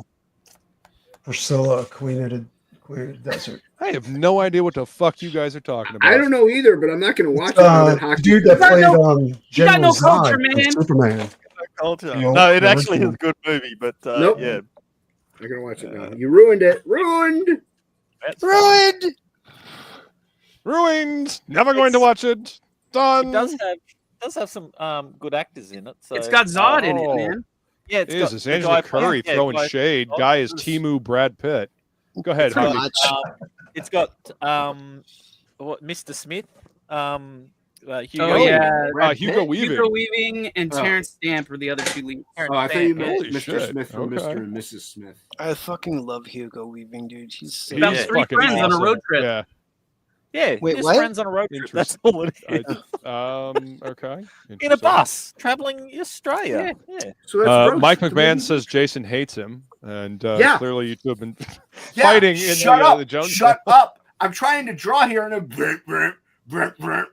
because somebody won't shut up in Jonestown. They think it's a chatterbox little DM group. We need to shut up, and Luke posted the link. So that's it. That's all you need. Yeah, thank you. It just turned Jason into a robot. Face is a robot. Oh, Jesus. People need Too fucking funny. Angela, you don't have to be sorry about your opinion. I don't know that I agree. I think Guy Pearce has a bit more acting range than Brad Pitt. She wants to keep her job on Sundays. She's going to apologize for her opinion. Potato Patildo. He's in. I'm not saying Brad Pitt is bad, but I just think Guy Pearce has, a little bit of an edge on him. He takes. I didn't like Guy Pitt. Buddy Brad Pitt for the longest time. He's just that pretty boy that everyone loves until I saw Snatch. Oh, he was great in Snatch. Snatch okay. Dags. Yeah. CashApp holder and matching sci-fi covers. Do you understand me, boys? Here's a great thing about Brad Pitt. The movie Fight Club. He picked out all the shirts and everything for Fight Club. He went to a thrift store and personally would pick out what to wear. And so if you look at some of those shirts, they're so ridiculous and retarded, but fantastic at the same time. Well, they fit the character he was playing. Yeah, but that shows you he's a pretty good actor. Well, I mean, Cool World. Cool World's dope, dude. I love Cool World. Is cool. Yeah. That wasn't Brad Pitt, though, was it? Yeah, it was. Yeah, it was like his first movie. Yeah, it was an early flick that he was in. Wasn't his first movie? He was the detective in the animated world. The two chicks that were in the car, Thelma and Louise, wasn't? Yeah, that was his first movie. Yeah, but Cool World, I think, was his first major. Was that his first movie? Because I thought his first movie was the Cutting Class or whatever, the horror film. Oh, shit! I'm not sure. I thought it was Thelma and Louise, but yeah. Well, I think that was the first. I think that was his breakout thing. The thing that he got noticed. I got noticed in. Let's see. What does the internet say? What does the interwebs say? What does Grok say? Ask Grok. Okay, yeah, whatever. Looks like his first movie was a movie called Hunk, Man at the Beach with Drink. No Man's Land, Less Than Zero, No Way Out. This is all in 1987. Wow. And The Dark Side of the Sun, I guess. Happy Together. Cutting Class was 89. Across the Tracks, and then 91 Thelma and Louise, Johnny Suede, and then 92 Cool World was his the big. That's his lead role. That was like his first starring role. Yeah. No, I like Brad Pitt. I think he's a good actor. He was the lead in Johnny Suede though too. Was he? I've never seen that movie, so I have no idea. He eats some bad chicken from Nick Cave in a fucking alleyway. Feline says California was a good one. I don't think I've ever seen that one either. Oh yeah, that's a great movie. California with Julia 1993. Julia Lewis. Julia Lewis Dreyfus. No, Julia Louis Simonson Dreyfus. That's a different one. Fucking is that 12 Monkeys. 12 Monkeys, yeah. 12 Monkeys are fucking. It's crazy how many people don't know about that movie now. What now? There's like a lot of people when I bring up that movie don't even know what I'm talking about. Really? Yeah, it's crazy. Holy that shit. movie. Well, I mean, we're becoming a lost film. We're old. We're old, dude. Oh, really? I know. But it was a huge movie when it came out. It was really popular. Yeah. So it's crazy to know now that it's sinking into being a lost little gem. But they created a TV series of 12 Monkeys too. Yeah, they did. So I didn't watch. From what I understand, the TV series did not do well. It was pretty good. I watched it. Was it? Yeah. I never saw it, but I did not hear great things about it. So I thought it was pretty good. Well, that's good. I mean, if it's actually good, it might be worth going back to watch it. But I never checked it out, and it was like there and gone. It was on for quite a few seasons. Was it? Yeah, I want to say it was on for like 6 seasons or something. Then maybe I am full of shit, which is entirely possible. No, it just was on at weird times or something like that, and you didn't even know it was there. I mean, that is because it was very accurate. At one point it was going to get canceled, and then it didn't get canceled, and then it kind of just did a few more, and they wrapped it up. Wrap it up. I don't know. It's funny how good shows can kind of fly under the radar, and then they manage to get like a bunch of seasons, but they don't get the recognition that they probably should. until like years and years later, and people rediscover them and like, holy shit. Right back. Like Hannibal. Well, I mean, Hannibal got quite a bit of recognition from what I remember. Mads Mikkelsen is a fucking beast in that show. But did you guys ever see the show Earth 2 from way back in the day? I heard of early it. 90s. Yeah. Clancy Brown. Yeah, that Good. show was fucking great. I love that show. Only got one fucking season. Yeah. But yeah, it was a really fucking cool show. My mom really loved that show. I had to find it on DVD for a Christmas gift last year. So I ripped all of the episodes to my computer, so I have them digitally now. But it's not just TV shows, but there's been a bunch of movies that I've really enjoyed that didn't get a sequel, and they were geared up for a sequel. John Carter was one. Like John Carter, John Carter is criminally underrated. That movie's fucking great. Oh, that's crazy. That's crazy that other people really like that movie. I thought it was good. So John Carter, it was a good movie, and it was set up for a sequel. Another one though that I really liked was Push. It had Chris, the guy who played Captain America, Evans, and shit, I totally forgot about that movie. Dakota Fanning in that, and that was a really good movie, and it was gearing up for a sequel. I'm just going, I can't wait for the sequel. Nothing ever came of it, and I was disappointed. I've been looking to see if someone finished it in book format or something, but no, there doesn't seem to be anything out there. So, which is a shame because I would like to get the conclusion to that story. Yeah, sometimes it would be cool to get closure to a story that you were investing in.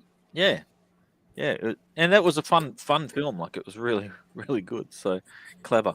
I don't think I ever saw it. I'll have to look that one, hunt that one down. Yeah, I really enjoyed that one. So that's what I liked about Penny Dreadful. Penny Dreadful. Yeah, dude. They knew they were getting canceled, so they were like, "Let's wrap this thing up." Dude, the first two seasons of that were great, and I think the third season just kind of felt rushed, if I'm remembering correctly. Another great one-season show, Space Above and Beyond. Yeah, I've heard that. I've never watched it, but I have heard that. A lot of my favorite shows are only one season and built that way intentionally with an ending. If they're built that way, that's fine. Yeah, if they're built that way, that's fine. But when they're clearly set up to continue, and then you don't get the continuation of it, it's Let's see. Another great one-season show was Almost Human, not being human. But the cyberpunk show with Carl Urban as the detective and his android partner Dorian. Yeah, dude, that show was so fucking good. Only got one season. And then Terra Nova, where they I loved Terra Nova. That was a fucking great show. Apparently, it was really, really fucking expensive to produce. Several hundreds of millions of dollars to produce each episode or something. So very, very fucking expensive. But it was a fucking Steven Spielberg produced fucking show. So I don't know. And expensive. When you talk about expensive, the and more recent too was the Crystal Dark Crystal series that was done on Netflix. Brilliant. It was actually really good. Yeah. And great to see the puppets again. They said, no, it's too expensive. I'm going, which is such a shame because a lot of it's already built. So, the first season should have covered all that. Like they didn't, I don't think they realized that. And they were like, nah, the budget's too big. What's up, some person? Welcome. Some person.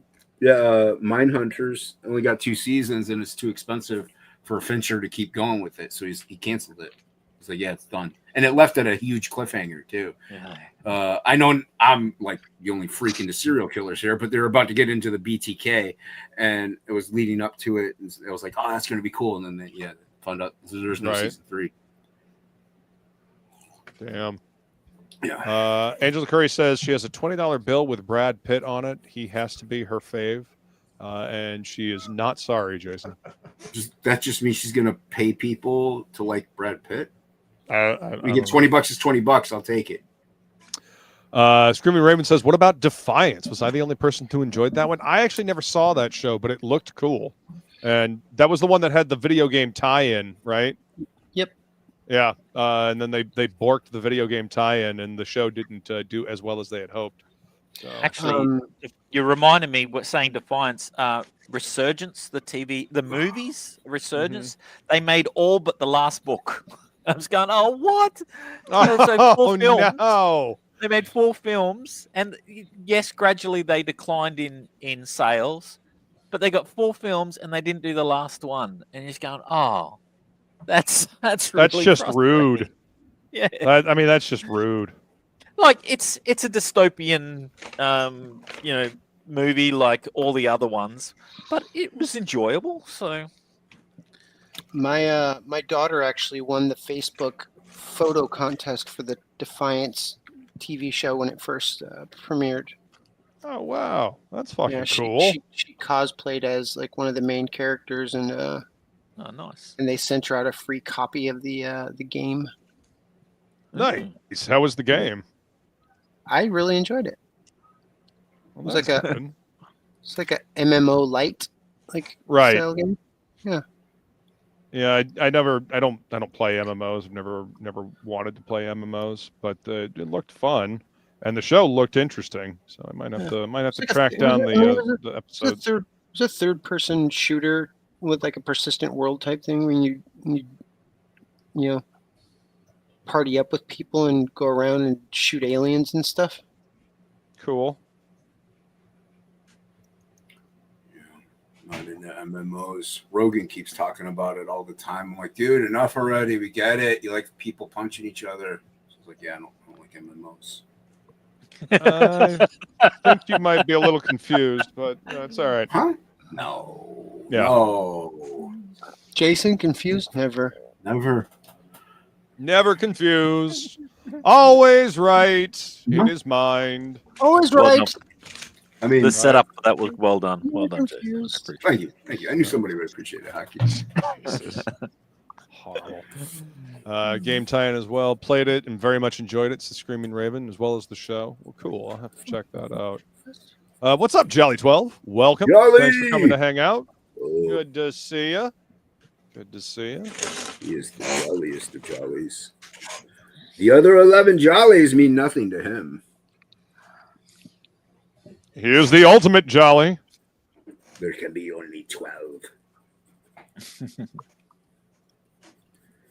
When is that coming out, the Highlander remake? When are they doing that? Henry Cavill's. I might actually see that. Yeah. Speaking of shit that's coming out, Project Hail Mary. Have you guys seen the trailer for that? Nope. Negative. Yes, I did actually. That looks really fun. I read the book, and the book was so damn good. I really fucking really hope that they do it justice, man. Like I really do. Because I felt the same way about the Wheel of Time. And then when they released the Wheel of Time, I was like, "What the fuck is this?" Yeah. Billy, don't you like Wheel of Time? Who's the author of the book?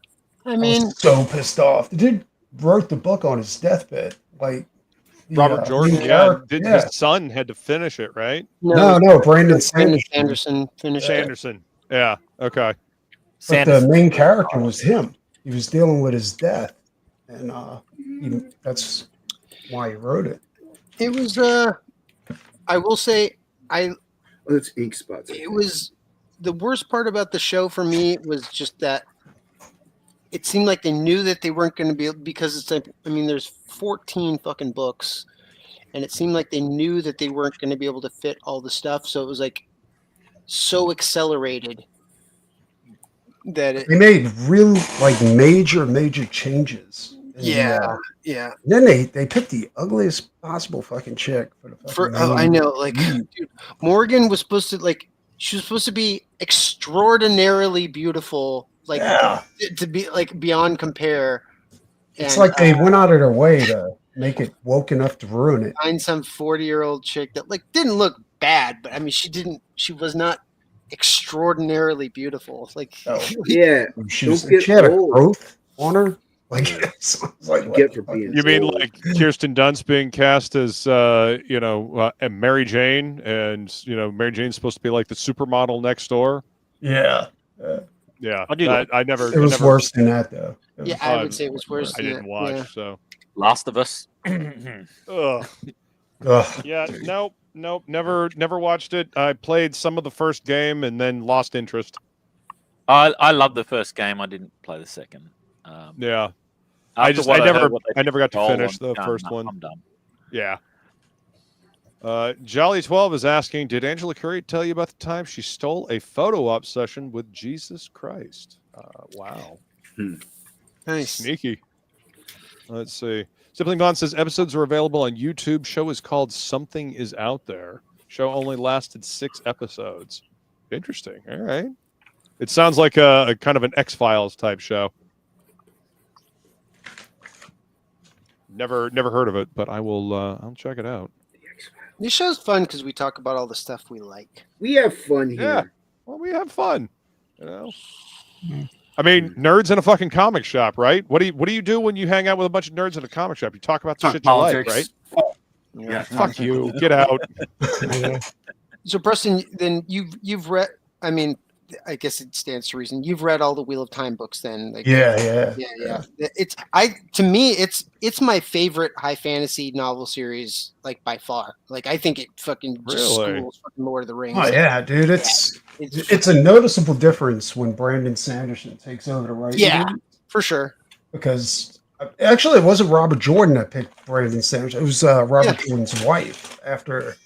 I heard that before he died, though, that they met a couple times and he started sharing his notes with him and stuff. So I that's possible. I don't think so. Yeah, but it pissed me off because I read the book twice, like the series twice. Yeah, and it pissed me off because I was like, it's like if you did a comic while you was on your deathbed so that you could deal with your coming death. And then some director took it and just bastardized it. You know what I'm saying? Like it was worse than a slap in the face. Like it was a travesty. I mean, unfortunately, that does happen often. I like Brandon Sanderson though. I listened audio books. I listened to one. Sanderson did a great job, but I think Sanderson concentrates more in the world building. Jordan he is very much world building. Yes, I gotta help my dad do some stuff. I'll be back if I can, but if not, then I'll talk to you guys later. All right, later, All right, man. We'll be here for a while. Dude. We'll be here for about 12 minutes. I mean, it was good. I still liked Sanderson's version, but it was definitely noticeable. I mean, especially to at least get the thing done. You know? Yeah. And that's what it was. It was Ink Spots never read any of the books, so he watched the show and he actually likes it. Because he never read any of the books, so he doesn't have. To be fair, he also likes Hootie and the Blowfish, so we'll take his opinion. Another thing too, like the deal, like I know, like it was the height of woke culture and shit like that, but that series wasn't woke, but it also put women in like a really good light. You know what I'm saying? Like, I mean, they were the most powerful magic users in all of the world. Actually, I think they were the only ones. Yeah, like, anytime a man started to use magic, they would go insane. Yeah, they were trying to, and so the women would like fucking hunt the men down and like put them down and shit. But it was done. Yeah, it definitely wasn't woke. Yeah, but there was no reason for them to go ahead and do the things they did to it. They did it anyway. You know, it was horrible. Well, it's because it's a beloved series. You know, you can't have an accurate adaptation of a beloved series. You got to fuck with it. You know? Yeah.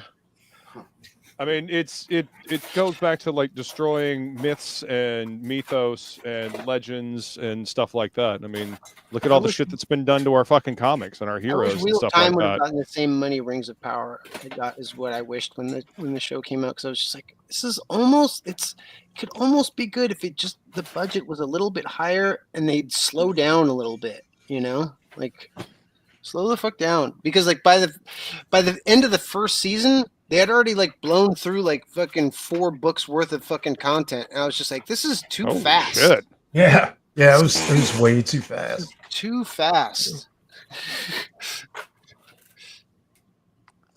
Did you guys ever see the Dark Tower movie that they did? It was fucking awful. It was a good movie. It just wasn't a Dark Tower movie. Well, yeah. I mean, because I've read all of those books multiple times. I really had a hard time with that movie.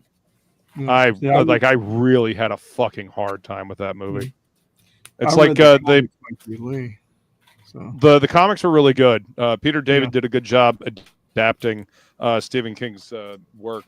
But like, if you picture the Dark Tower as like a big, deep, wide lake, and then you take a stone and you skip it across the top of that lake, wherever that stone hit, they picked up like little bits of story and they used that to fucking create a movie. It grated on my every last Dark Tower loving nerve. Luke, I just want to say I haven't seen Dark Tower. I tried to read the first one. I didn't really like it. That analogy was really good. I will give you credit for that analogy. That was a really good analogy.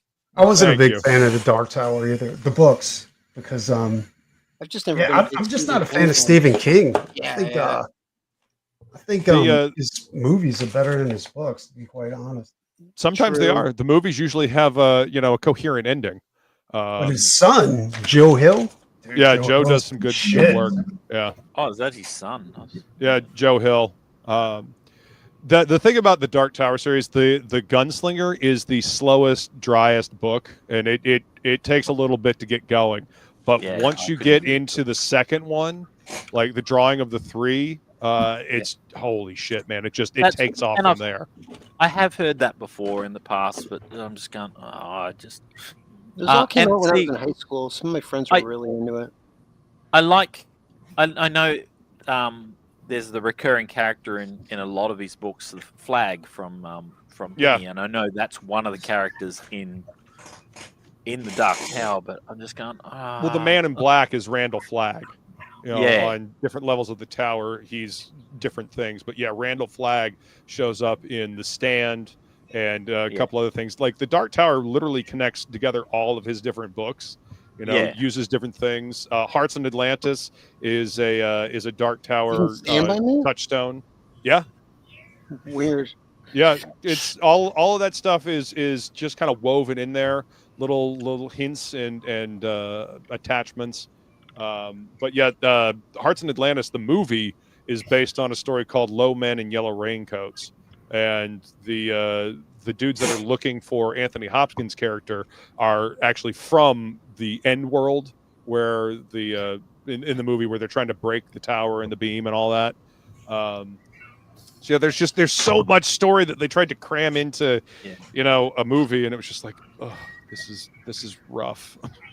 It sucks too. Like Sandman, I was all into the new season, but once you hit episode 2, it's horrible. I read all those comics, and I love the comics. You know what? If you like Sandman, you should go listen to the audiobooks on Audible with the full cast. They're fucking great.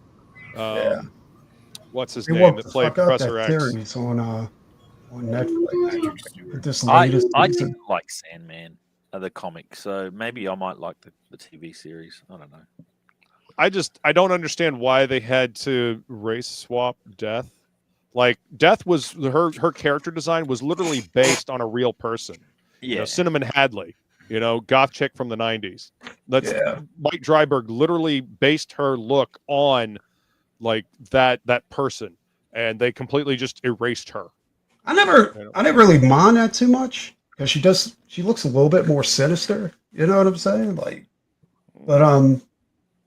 It was arbitrary and unnecessary. Yeah. I understand they can change the way they look and whatnot. They can appear different ways to different people. It depends on where they're at. Dream himself, looked like an African, dream god in one of the stories. I get that, but they have a specific set main look, and there was no reason to change it. What's funny about that is that they do that with Dream, but they don't do that with Death.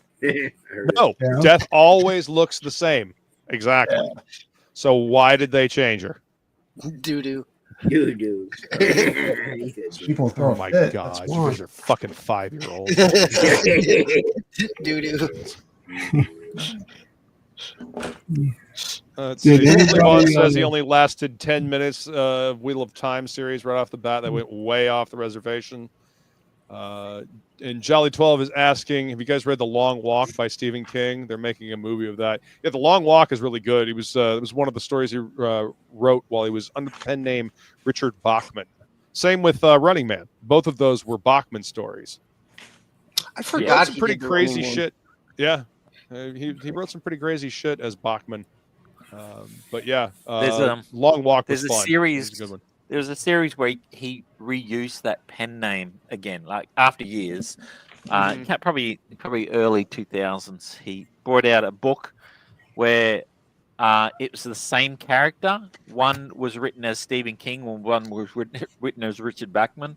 I only read one of them. I think I read Richard Bachman one, and it was really good. But yeah, it was kind of a funny thing to play on words and on like using those same characters. I thought that was, I can't remember the name of the book, so someone else would have to look that up. But yeah, that was really interesting. So yeah, fun thought experiment, especially for a writer. Yeah. You know, writing things as a different character. You know, I will say this: I like Stephen King's older work. Some of the newer stuff it doesn't have the same punch. It kind of became more Elmore Leonard and less, Stephen King over time. I don't know if you guys have ever read any Elmore Leonard. After he got hit by that van, I think he changed. After he stopped using cocaine. Yeah.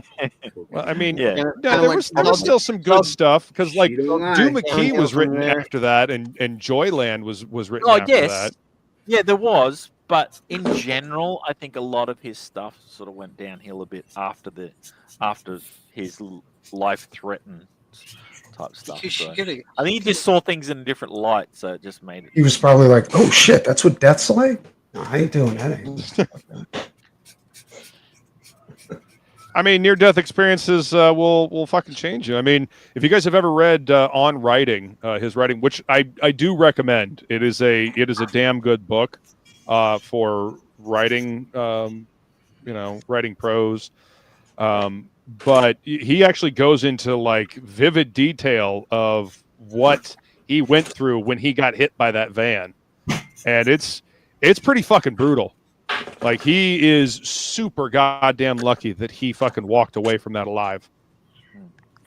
Billy knows all about walking away from accidents. Yep. Oh, Jesus. I like his short stories. And what did you learn from that experience, Billy? There was a really good Robot Chicken sketch where Dinar Coons is like following around Stephen King. He's like, "How's it going there, buddy? What kind of ideas you got for a book? Oh, maybe I could write something like that." And he's like, "Leave me alone, Dean Coons." He's like, "How's it going, Stephen? What are you writing about? Oh, seems pretty cool, buddy."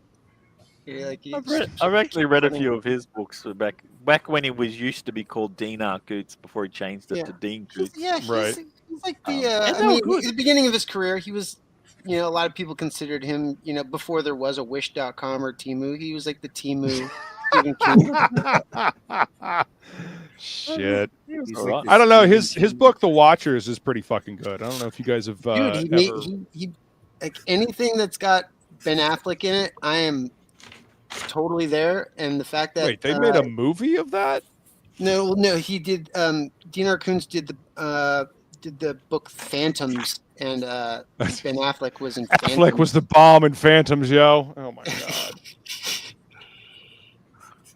Dude, he had a cowboy hat on, dude. And he had one of those vests with like the fuzzy collars and stuff, He was a sheriff.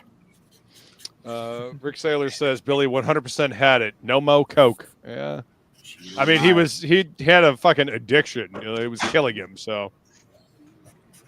His family had to. He talks about that in On Writing as well. Like his entire family literally had an intervention for his drinking and his coke use.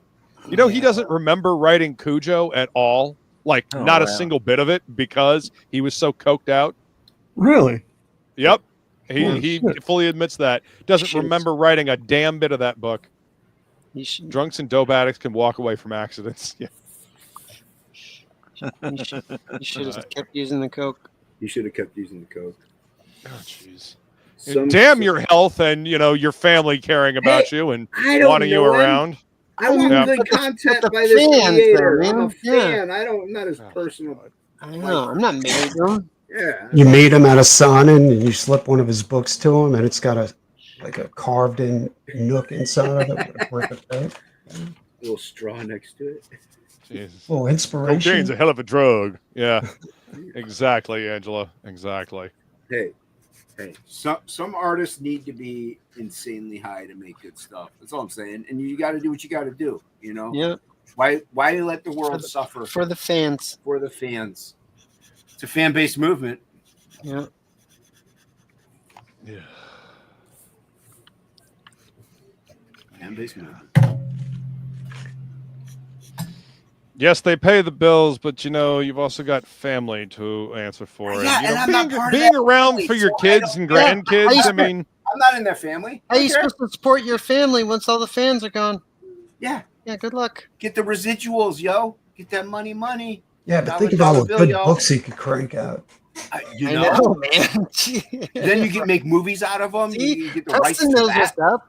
Yeah. Listen, he also wrote that fucking, what was it? Maximum Overdrive while he was, during his coke phase. Dude, that movie is so good. That's a great movie. That was a great movie. I don't know if I agree with that. Do a GoFundMe to get Stephen King some coke.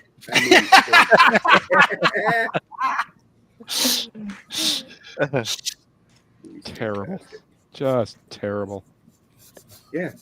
Some people should I know. High. It is terrible. He should have stayed high. Stay high.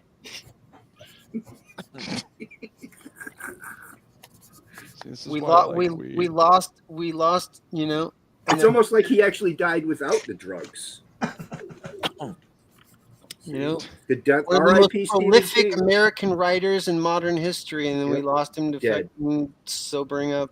Lost him to sobriety. Dead. Mm-hmm. Car should have took him.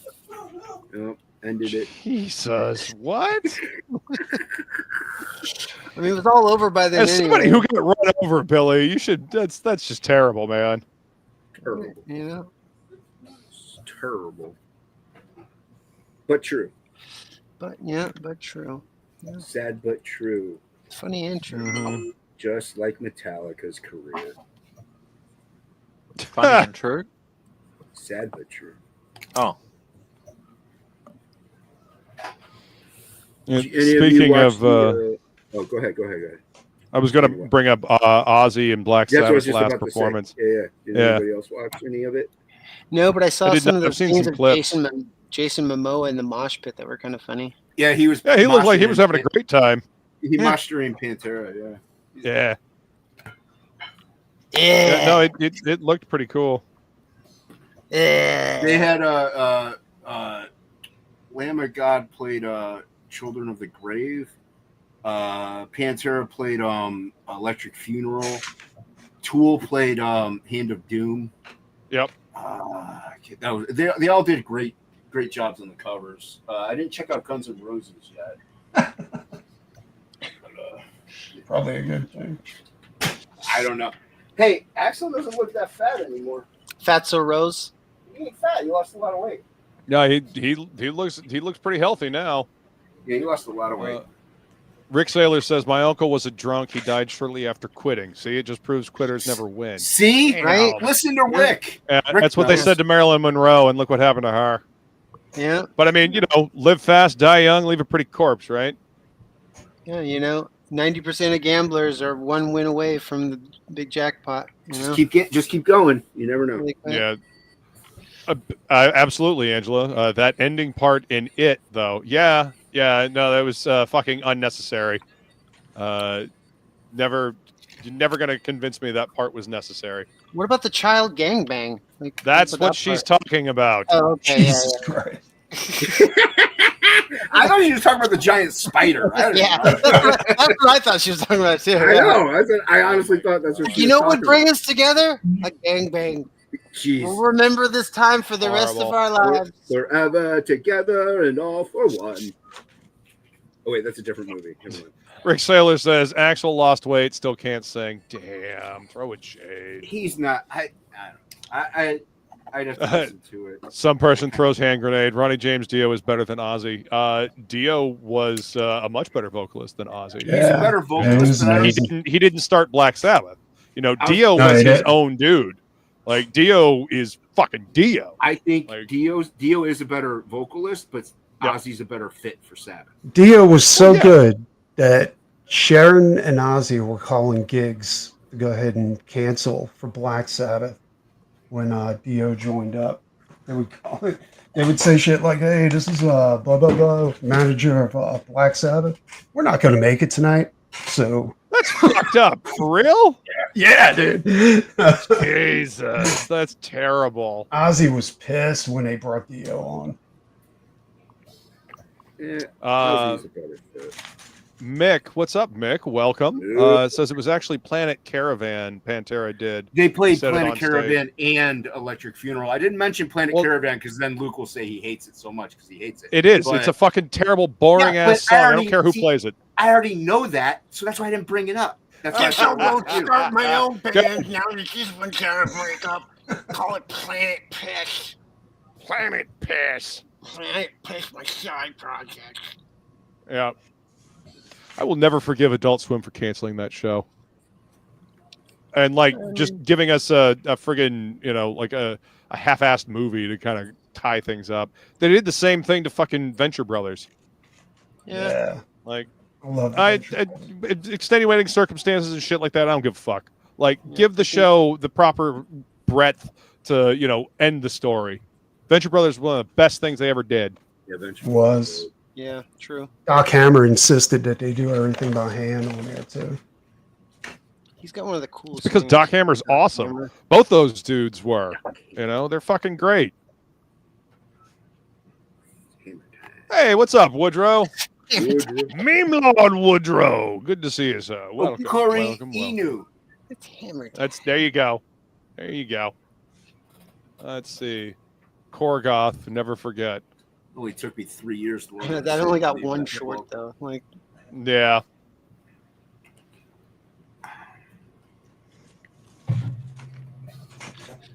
Yeah, and Cartoon Network just doesn't even really exist anymore. Well, it does. Like the studio doesn't exist at all. Yeah. I mean, they shut down the channel doesn't even really exist. I think it's on HBO Max. It's a rerun show now. It's basically it's like New School Boomerang. Yep. Well, they got that new show about Mike Judge, and it's going under the Cartoon Network banner. It's about mushrooms, like psychedelic mushrooms. God damn Something it! side effects. It's isn't it? Common Side Effects. Yeah. Yeah. It's good, dude. I don't know how they got away with it either. Mike Judge kind of gets grandfathered in, kind of like the South Park guys. The animation on that show's a trip. Yeah. But Ching. Oh yeah, I didn't mean that as a pun, but yeah, that works. That's the joke. That's the joke. That's the joke. That's the. Yeah, I have that one. I have that one as well. You sure? Sure? No, I'm not. But I had to. You sure StreamYards will let you play it? That's the joke. You knew what this was. Yeah, for the time being, I still have access to all of my stuff. Yep.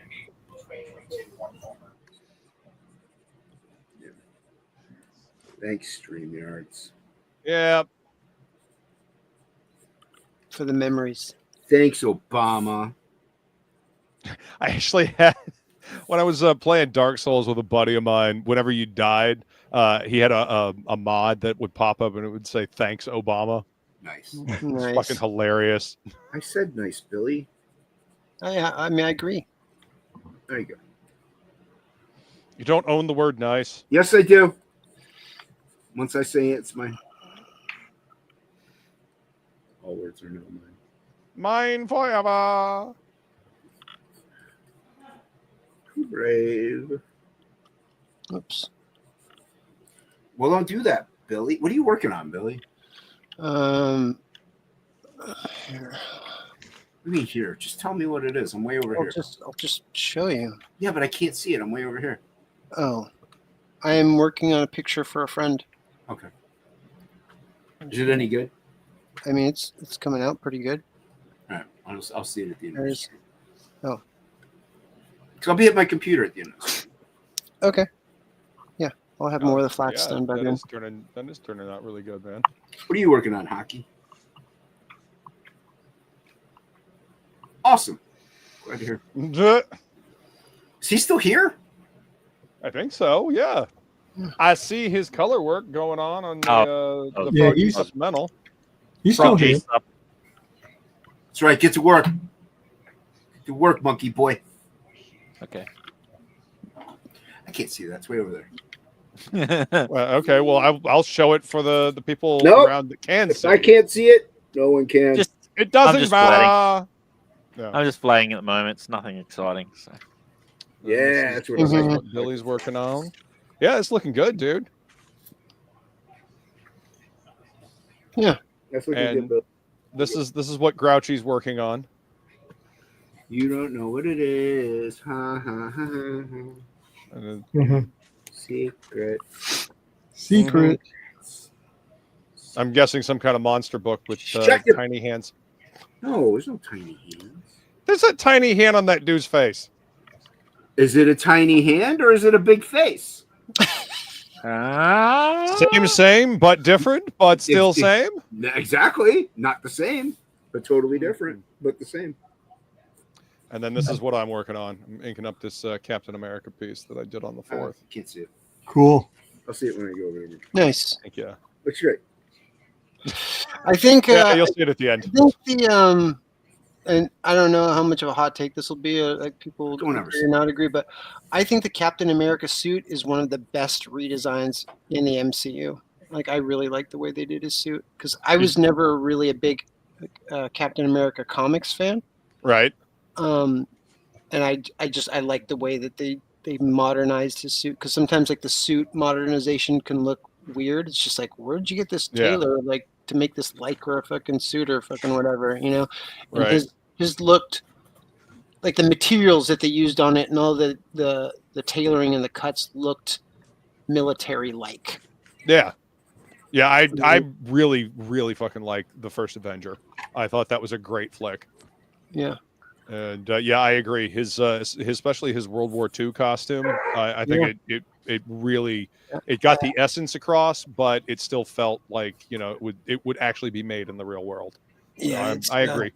Yeah, I thought that was cool. Like I never like I said, I was never a Captain America fan, and I always thought like the wings on the side of his head and the scale mail were dumb. Personally, you're dumb. Right. I mean, certain stuff that works in the comics definitely wouldn't work in the real world. Mm-hmm. When I was a kid, I always thought he had scales. I was like, right? Yeah. Yeah. That's crazy. Hey, Luke. Yeah. Blow up my screen real quick. Sure. Hang on, Joe. Blow me up, man. He's blowing up. What are you working on, Roche Brew? All right. So I did this earlier today on Shelby's live stream. I did Wetworks. Shelby let you on? Well, he didn't let me on. I was just drawing while I was watching. I was going to say, that traitor. So, yep. I can't see it. Great. That's fucking good, dude. Like thanks. And this is what I'm working on right now. Oh, that's right. The people. Yeah. Heck yeah. I'll read it, Phil. Relax. He draws it for you. The people. You picked that up at Heroes Con from their booth, didn't you? Oh yeah. Yep. So we'll try and finish this up. Some fire, says Rick Sala. Yeah. It looks good, man. All right. Yeah.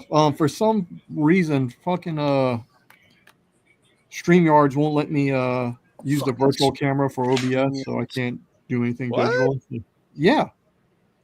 I don't know what the hell. You know, when you go into StreamYards and it's got that damn message on the top that says the virtual camera is not working or updated browser or anything. Oh, I've had that problem before. So I can't remember how I. What version of OBS are you using? Because if you have the most recent version of OBS, it should work better. Yeah, I updated it and it still didn't work. I've had that problem before. I don't know if I had to.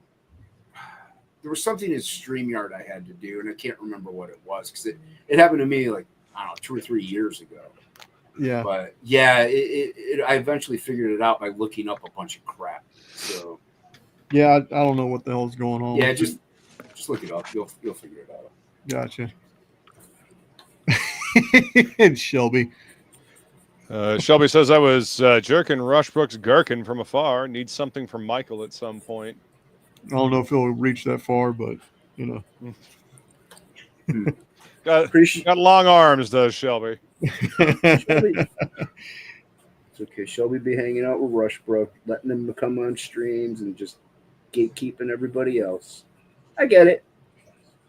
Yeah. One might say that's his final solution. Oh, jeez, dude.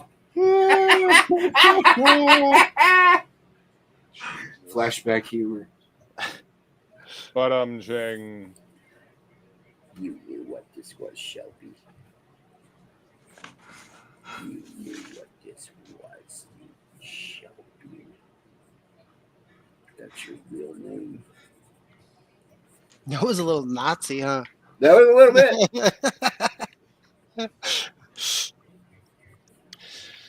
Little bit. My wife had found a show where they're all committing like assisted suicide. What the fuck? That was the craziest fucking thing. I was like, I can't watch this shit. Say what? Like what? What are you watching?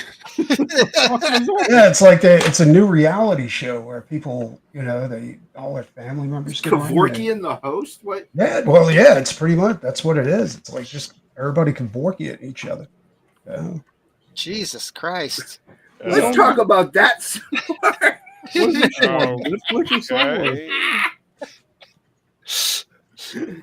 Oh, wow. That is going up a notch. All right then. Yeah, I was like, these fucking showrunners are getting desperate, dude. I mean, you know, shock value. They're trying to get that shock value thing going on, and it doesn't really seem to work. It just kind of turns people off from watching things now, I think. Yeah, like Alien versus Predator Requiem. I didn't hate it that much. I don't know why you hate it that much. I didn't hate that No, much. I said, I mean, it was okay. I agree with Luke. My biggest problem was, like, even with bad vision alone, I couldn't see anything. It was so dark. That's got to be a problem watching movies.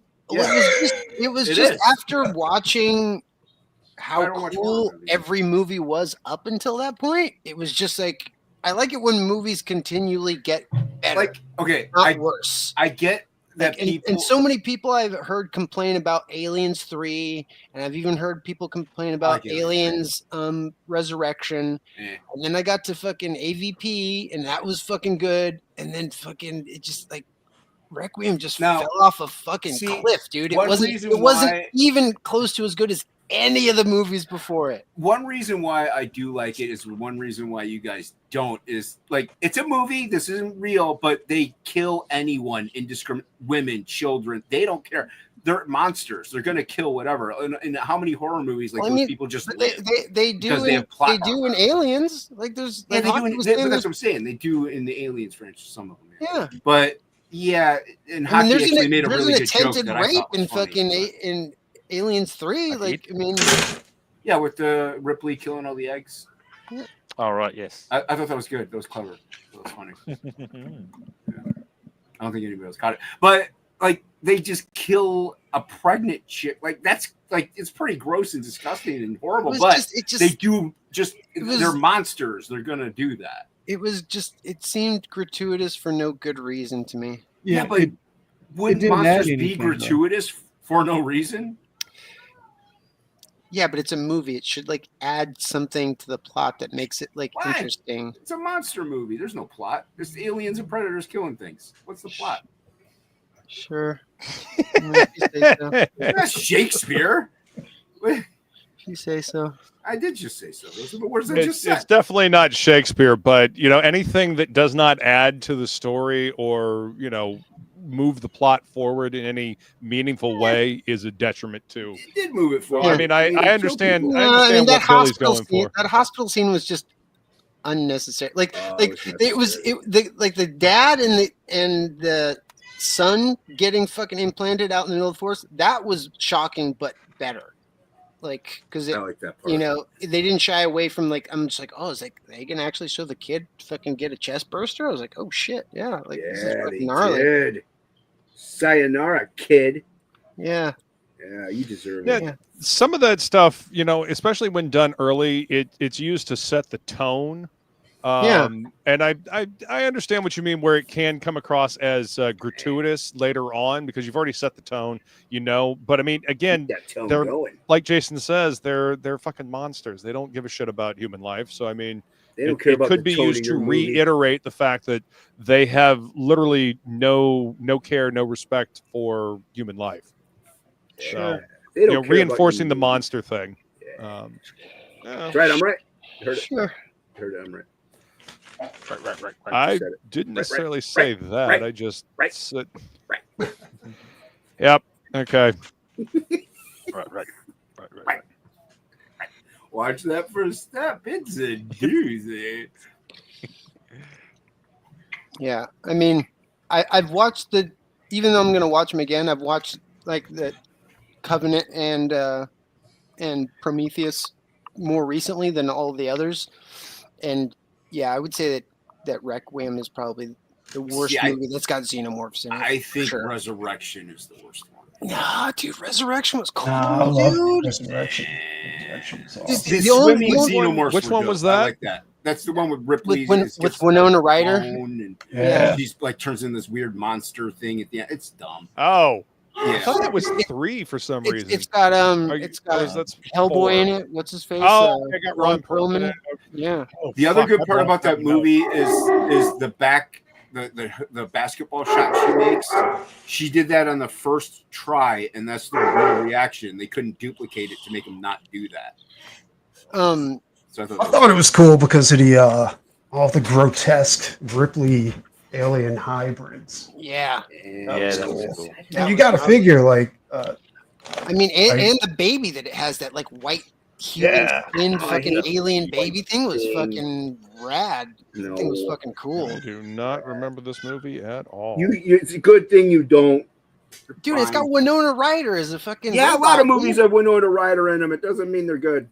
I'm not a huge Winona Ryder. Yeah, look at the most recent Beetlejuice movie. That movie was fucking terrible. Well, but I mean, this is 90s Winona Ryder. Yeah. I didn't mind Beetlejuice. I like the original Beetlejuice. That was a lot. The original Beetlejuice is great. Oh yeah, the original's best, but it was okay. I too am. I like how they wrote out the pedophile. So. They killed him. Oh, well, I heard that I heard that. Was he really a pedophile? Yeah. I think he went to jail for it. So. Was it a Predator movie or was it the Predator Requiem movie? That wasn't there a Predator movie where the cast complained because there was a fucking sexual fucking predator? He was an extra. He played one of the cops or something like that. Or was it in Requiem or was it in a different movie? It was the one where they had the special needs kid. It was not Predators. Predators. It was the one where it had the super predator in it. It had Olivia Munn playing a scientist, which is fucking laughable. It's called the Iron Man Predator killer suit. Yeah, at the end. Oh, it's my new armor.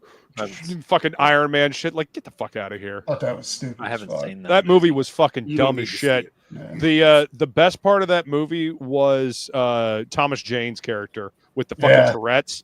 He was fucking great. The rest of that movie's terrible. Which is the one where they go to the Predator planet? Predators. That movie's awesome. That was good, man. I like that one. Yeah, fucking Adrian Brody surprised me in that movie. I would say Alien franchise has more quality films. The Predator franchise does have some bangers, though. Yeah, it does. I think you're right. The plan is to watch both franchises completely, and then to play the PC game Alien versus Predator, because it's been in my library for years now, and it's good. I like it. What was that, Preston? Said you're going all out on this. Well, when I get into it, like when I get into a franchise, I like to absorb them like completely, like in one go, rather than have it's just like, oh, I haven't seen this movie in like 15, 20 years or whatever like that. I'm like, if I'm gonna watch it. Alien vs Predator game is good. However, I would recommend Isolation. Isolation's great.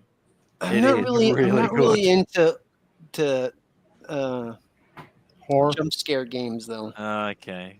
Yeah, but it's so good. It's more of a creeping horror game. Yeah. From what I understand. I spent half an hour underneath a desk not trying to be found. Isn't it starring her daughter that we only hear about in Yes. It's her daughter. Amy. When you play that game, it's like it's like Alien. It's like Alien 1. It's first one. It's so good. There is some jump scares, but a lot of it's just going, oh crap, don't find me, don't find me, don't find me, don't find me. So Billy, are you watching? There was a lot of talk about the AI of the alien in that game, and it's never in the same place. You know, it's cunning. Yeah. You know, as cunning as programming can be, obviously. But are you watching all the extended cuts, or are you just watching the regular versions of them? I think I'm watching like directors and extended cuts of everything. Very good. Yeah, because I mean it's I pirated it obviously. It's got filthy pirate. It's got some short like 2-minute files in there that it's like the intro by Ridley Scott for director's cut Alien, intro by James Cameron for Aliens. So I'm pretty sure it's like I'm pretty sure it's like the Blu-ray rips of like the platinum edition Alien compendium or whatever. Right. See, I miss like being able to get a hold of like full ISOs and like special features. I used to love DVDs with bonus features. They're there, man. What are you talking about? I know. I don't know. I don't want Blu-ray ISOs. I want DVD ISOs. Because Blu-ray ISOs fucking take up a goddamn quarter of a hard drive. Yeah, you're looking at 60 gigs. Yeah. Yeah, that's dude. Plagal had me. He had me download 3D Blu-ray ISOs. Oh God. And let me 100 gigs easy. I'm sure they were fucking huge. So each movie averages between 22 to 65 gigs. Jesus. And he had me download 40 movies, and the whole folder is, let me get the properties here, 1.94 terabytes. he literally bought a hard drive from Amazon and sent it out to my house so I would download all the movies for him. Fuck yeah! I was like, I don't have like a couple terabytes just of free space like right now. He's just like, okay, I'll just buy a hard drive and have it sent out to your house. I was like, oh, okay. Listen, if they're gonna say that, oh, you are renting this shit, you're not, you're paying for it, but you're not actually buying it, then piracy is not theft. Like, that goes for video games, that goes for movies. Like, if you don't actually own the shit that you're buying digitally, then piracy isn't theft. Fuck them. I mean, it is, but okay. No, it's not. Like, it's the same for them to not give you ownership of shit that you pay for. No, I mean, it's just like it's a rental. It's just like a movie theater doesn't own the movies when they show them at the theater. It's a license for a certain amount of time. Well, you used to, right? When it was but it was DVDs and shit like that. Yeah. No, I mean, if I buy a game I want to own that game on like a disc so that I can play it even if I don't have an internet connection, even if the server fucking goes down. Well, just you know, buy if your I buy a games, movie, buy your games from GOG then. Yeah, and you can just download the executable. Yeah, and that's what I will do from now Gabe on. Newell said that if anything ever happens to him, it's like in his like will and shit that like there's a switch at Steam that will like turn all the DRM off so everybody can download their games. So, and Gabe's like been the savior of PC gaming. So he has been. He's been. Yeah, he's really good. Yeah. He's hail Gaben. Still, he seems like he's in for the consumer. Whereas it's crazy to think that Nintendo, he came from Microsoft to start Valve.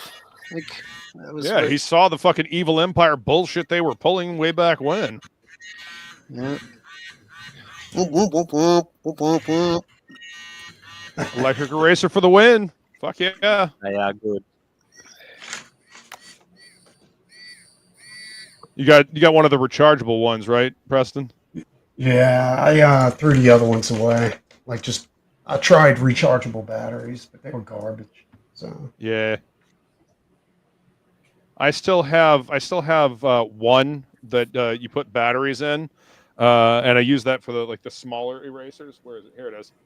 See, yeah. I have dropped it multiple times, and it has busted. And I lost the button, so I just took the actuator out and I taped it over the top here, and it's been functioning like this for years. So seems like the only good rechargeable batteries are like the ones that like you put in like vapes, the actual lithium ion ones that are big. Yeah. I bought 2 erasers because I wanted one with the fat tip and one with the fine point. Yeah. Fat tip. Yeah, man, because you don't want to have to swap out the tips when you want to go fucking use one of the smaller erasers. Shit. Yeah. It's all about speed. That's inefficient. Exactly. Yeah. Speed. Yeah, we need to get Stephen King back on the speed. I tried putting Adderall in my eraser instead. Didn't work. Didn't work. Nah.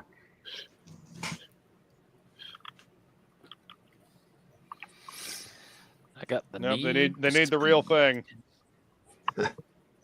I've been on a hammer kick, like all the old Christopher Lee. Yeah.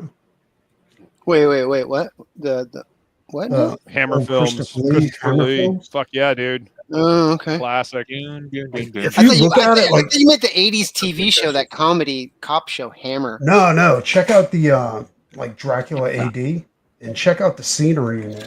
Like You're talking about Hammer film. Like Hammer films. Yeah, Billy, you moron. What are you, stupid? You dummy. I was like, I don't remember any movie with Christopher Lee called Hammer. Flesh, you no good.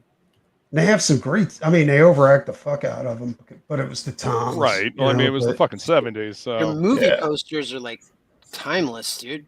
But they have some great cinematography in there too. Like it's perfect for like trying to do your comics and shit. Like picking out like they had directors like that were experimenting, man. They were having fun making films.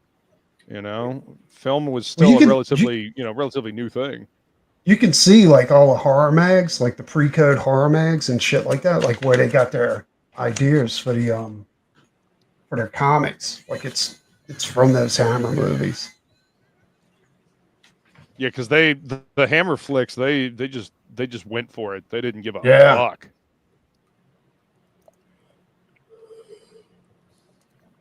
Yeah.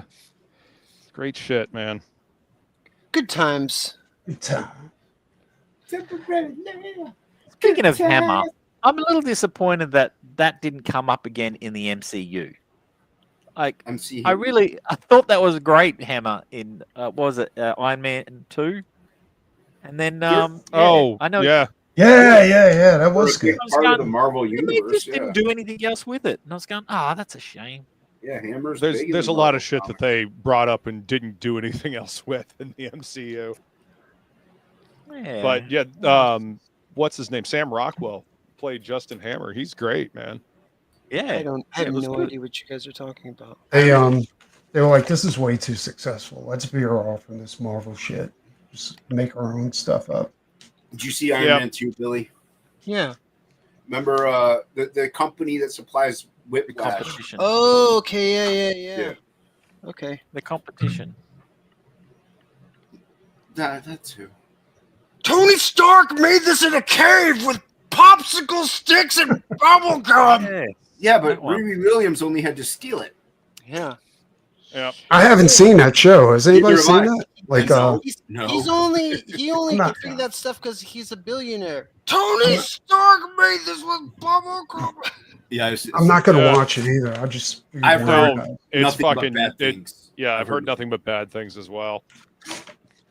Strange. Like it's shaming Tony Stark because rich guy. It's the same as the comic. Like the comic did that. So well, I mean, her origin story is fucking stupid as shit. Dude, Richard C. Meyer showed that like page where like fucking Riri Williams is basically forcing her teacher to fucking say that she can't condescend to her. Yeah. Tell me I can't do it. Tell me I can't. She's like, fine, you can't do it. She's like, I'm gonna do it. I'm gonna do it. Like, I'm just like. And Brian Michael Bendis wrote that for his daughter. What kind of fucking dumb shit is that?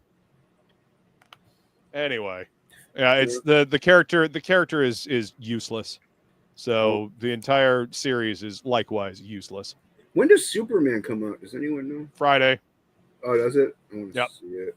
is that going to be? You think that'll be? I mean, I know they're playing politics with it right now, and they're like, "Hey, immigrants." Well, hey. Sean Gunn is anyway. I've got my tickets to go see Superman Friday night. Nice, Hockey. Yeah, I'm looking forward to it. I think it'll be an entertaining movie. Yeah. I think it will suffer from James Gunn's brand of humor. I like James Gunn's brand of humor, though. I do too. When it is appropriate, when it's not appropriate, it kind of flattens all emotion. They're trying to ruin it right now with all this political bullshit. After seeing Guardians 3, I mean, there's plenty of emotion in that, and it's still got and he actually let it sit. Yeah, so he can do it. He can do it. I watched He the just animated chooses show not to Creature most times. Commandos, and it was great. Oh yeah, I like that too. I thought it was good. Yeah, dude, the bride was fucking dope as fuck. Yeah. Looking forward to it. Well, cool. I hope it's good. You know, I don't want it to I fail. hope it's a waste of time, Hockey. How do you like that? Wow. Okay. That's Fair shitty. enough. Okay. I see Rushbrook and Shelby talking about the Tombos, the Food Nosuke, and the Artist Touch. You're talking about Master's Touch. I got Artist Loft. Never mind. But the Tombos are great. Yeah, I use Master's Touch. Whatever, nerds. Yeah, pen and use it. The .03. I find the Artist Loft from Michaels actually have a pretty sturdy tip, and they hold together really well. I got a pretty sturdy tip. I bet you do. Could have done without that, but thank you. No, we need to hear it. I'm still finding with the Tombos that they still run with the alcoholic markers. So yeah, you got to be careful. Sometimes you got to go back over with them. I'll just use. I actually like the Artist Loft, Shelby.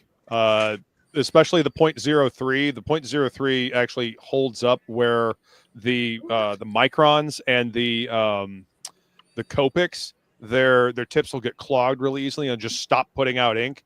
These will actually hold up, especially if you need to do like a fine line over some whiteout or something. These actually hold up, and they don't run. I don't know. You should probably listen to Shelby. He is an inker after all. Just one's pretty decent. Inker. Just one step above micron, but not that great for long term. Okay. Yeah. These Masters Artist Touch. Masters Touch. Okay. Yeah. From, Hobby Lobby. They're pretty good. Okay. I think they're still on sale. 40% off. I like to stab myself with a sewing needle. Yeah, I got the big blood as ink. So. I mean, if you use a Hunt 102 correctly, you can do that, Jason. Yeah, but then I got to waste my Hunt 102. I just take a sewing needle. Well, there you go. See that? Kid agrees with me. Totally. Oklahoma. Hey, that's what you say in the comic, Billy. That's what you say in Frog G.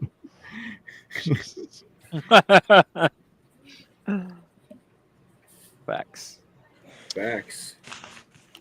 So this paper that I'm doing this Captain America on, it's vellum, and it's got a bit more tooth than the smooth Bristol. I'm actually kind of finding I like it. That's what I'm using for this because I'm using pencil. So yeah, I wanted a little more grab to it, so I bought the vellum because I'm just penciling this thing. I'm not going to ink it. Vellum. Gotta get the vellum. Gotta get the vellum. Yeah, I'm not going to ink it. I'm just going to scan it and then darken it up in Photoshop. That's all I'm doing. So nice. Yep. Pencil pages, yo. So easy to do. I like the way the ink is soaking into it. It's pretty nice. Yeah, I like the vellum. I know Shelby uses it for something. I can't remember what though. He's picky in particular about. Like, I only use the 500 series for covers and the 300 with the speedball mixed black with the. Shut up, Shelby. What are you, a professional? What are you, a professional? He's a professional.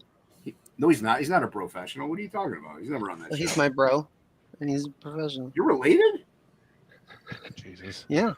Wow. Master's Touch and Artist Loft might actually be the exact same tip. These are art stores get existing companies to make their custom barrels, like pharmacies who pay for unstamped name brand drugs and sell at half price next to the real thing. Yeah. Pharmaceuticals. Stephen King needs to get back on those.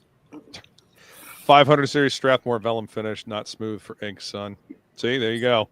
This is I think it's Canson. I think that's Michael's. Is what it was. Don't mute I bought yourself, this Michael. pad a long fucking time ago, and I just recently rediscovered it. So I decided to start using it because it's too thick to fit through the printer. I noticed Canston's smooth Bristol. It's not very smooth. Well, shit. Kind of misleading there, right? False advertising. I buy Strathmore. I've always used Strathmore. Shelby says Noah told him that he's old recently. So yes, you are my son, Jason. He is old. He's super, dude. Shelby is so old. He actually worked at Image Comics when it was founded. Yeah, true. Old man. Old man. K-pop says, "Damn, Noah is savage. Jay is really influencing him nicely." I don't know. He tried to use a bunch of like silly, Zoomer words in the chat the other day. No cap. No, I don't have a baseball hat on, really. Yep. Shelby says he's so old he worked at Image when studios existed. You're old.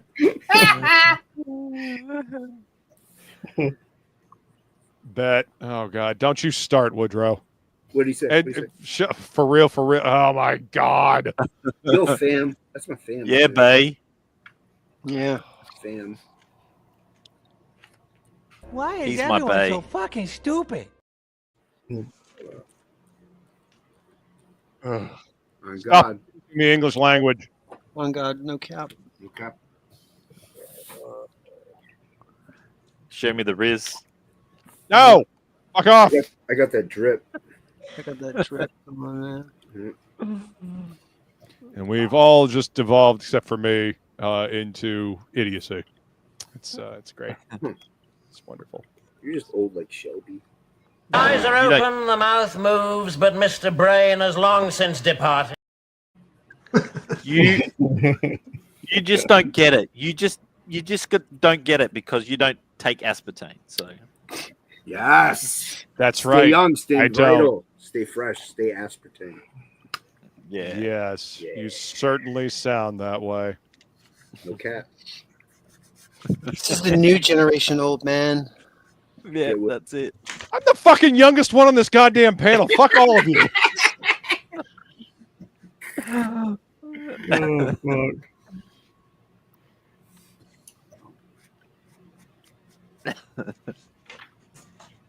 It's the new generation, old man. Old man. Shut up, Billy.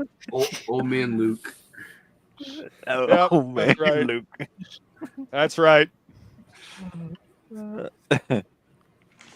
Yep, I'll be around long after all of you guys have turned dust because you drink aspartame. You're talking about I'm well preserved with aspartame. You'll be well preserved in your grave. And I'm well preserved, so I'll be around for a very long time. I'm out of aspartame.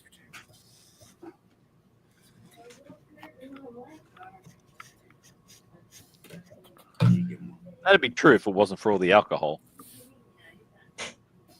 I actually don't drink that much, to be honest. It's not what I heard happened Saturday night at Heroes. I blame Smokey for that shit. Sure. Smokey! And Stephen King blames cocaine. I don't see a problem. Mm-hmm. No, I was over celebrating that night. I will fully admit it. Like I live up to my shit, you know. Yeah, you know what I did? I didn't do it because I didn't succumb to peer pressure. Yeah, okay, whatever. My United States of whatever. Exactly. Playing dice in the alley, and the cop came up to me and said, "You know," I said, "Yeah, whatever." So yeah, whatever. Yeah, whatever. Yeah, whatever.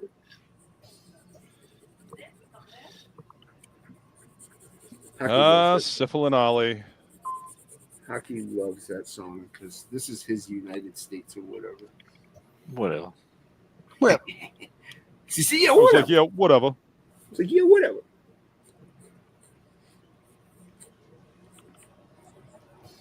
Oh no, bus. Oh no, bus.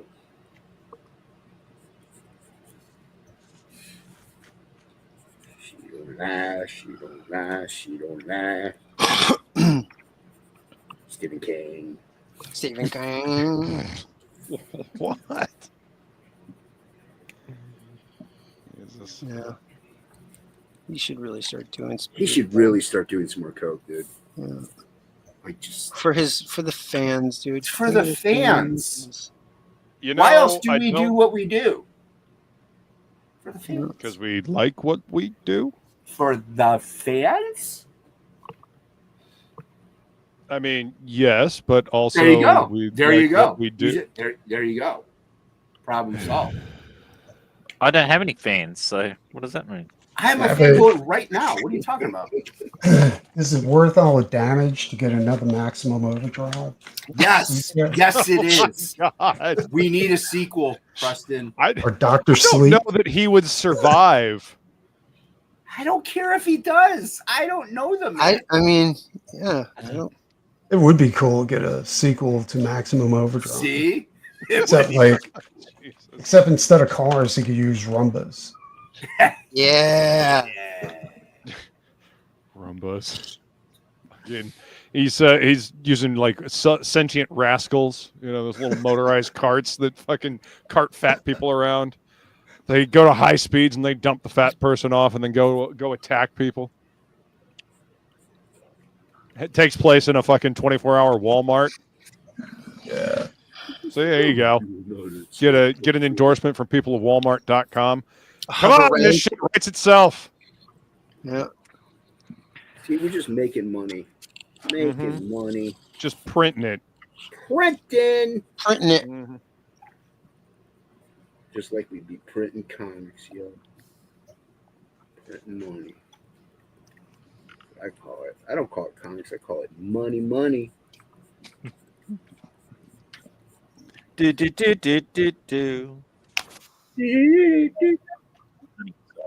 So, what do you guys think? Do you think that newsprint comics could ever make a resurgence?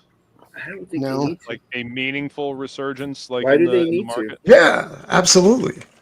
Price would be Because they're down. cheaper to print. They're easier to get more places, No, Put them in the dollar store. right? Put them in like fucking head shops, man. if they're cheaper Absolutely. to print, then why does it cost more to print them when I go to order them? Does it? Yes. Does it If I- really? Yes. If How does Alterna get away with it? I don't know what he does. Because he prints at his house. probably. He's printing in-house now. Yeah, he's got a printing press. But if I like any company we go through or look at, it's always more to print newsprint than it is to print other paper. Yeah, that's because it's a special order thing.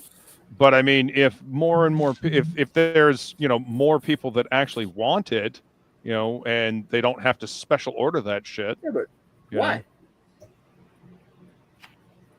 No, I'm curious. Like, why newsprint? Why go back? Well, I mean, if you're not just talking about the American comic book industry, newsprint never went out of style. Yeah. Isn't manga printed on newsprint? Yes. Yep. For sure. Again, the anthologies, the shonens. I mean, they're all on newsprint.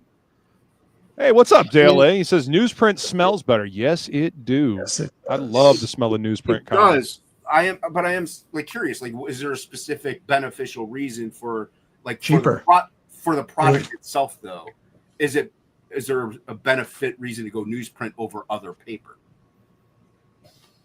I think when they went to they don't have to be so expensive. They don't have to be so precious. Some of the best stories ever told were done on newsprint paper, man. And the colors. There's no newsprint lasts longer, so they'll be preserved more. Like there's no real. That's what I'm asking. I'm not. I got a book on my wall from 1953, and that's on newsprint. So yeah.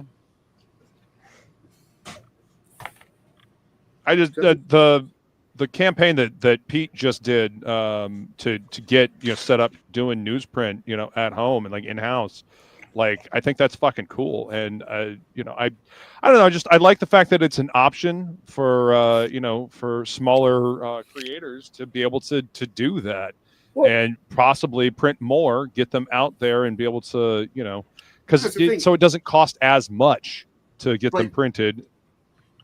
Well, that's the thing. You can print newsprint. There's nothing stopping you. No, but it like you costs said, more. If I were to order them, it costs more. Now, I don't know if I go through a specific printing company. Maybe it costs less in that regard. Like if I'm through Dark Horse, you know what I mean, and they have somebody. Me solo printing, trying to find a printer in my area or whatever. Newsprint just costs a little bit more. So I mean, as an independent printer, so. I was just I'm not knocking it. I like newsprint too. I'm just furthering the conversation. No, I get it, and it's not a longevity thing. It's it's a cost effective thing. And again, newsprint smells better. Rick Saylor says he's down for newsprint. Shonen Jump feels like a phone book, says Dale A. Yep, it's printed on newsprint. They do it with manga. Put some fake Japanese on your books, and it'll happen. Love the look, feel, smell. Yep. Woodrow says newsprint is the future. Return to form. I can see that. I think they should actually. Things are getting too crazy. Yeah. Well, if you buy some Marvel and DC books now, not all of them, but the paper is just atrocious. It's insanely thin and brittle. Newsprint is definitely better compared to what some of them are printed on now. Some of them, Spawn, is printed on pretty good stuff. There's some mainstream books that are still printed on good stuff, but sometimes I'll pick up a book and I'm like, man, I'm afraid I'm gonna rip it if I turn the page. Shelby says the coin flipped. Now it's cheaper to print high gloss, 115-pound interior, 120-pound cover stock comics with spot foil than newsprint standard floppy.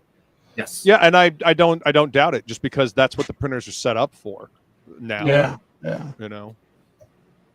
Try Barnes and Noble. Yeah. I don't know. Just a thought. I would love to see. I would love to see the return of fucking spinner racks, man. You don't need newsprint for that. Well, I mean, it could be newsprint could be a vehicle for that. They won't. Because sometimes with high gloss paper and stuff like that, they feel super precious. And old school comics, they feel like they were meant to be read. They feel like they were meant to be, held in hand and thumbed through and enjoyed. Comics used to be a cheap form of entertainment. Exactly. Back when they were on newsprint, they were. Dale A says Jason just likes to argue. That is true, but I think he was asking a genuine question. Yeah, I am, because like I said, maybe there is. I don't know everything there is to know about paper. Maybe newsprint does have a longer shelf life. I don't know. Color separation to be simpler. Well, like there you go. There's a benefit. Like and like I said, but cost effectiveness, newsprint is a little bit more. So there are pros and cons. And yes, I do like to argue.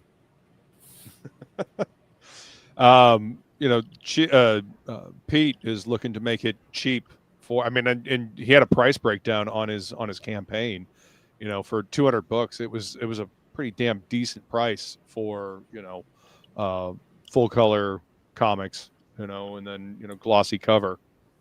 So I mean, it's entirely possible. You just have to have printers that actually want to do it. A lot of printers don't really care to do it because nobody asks for it.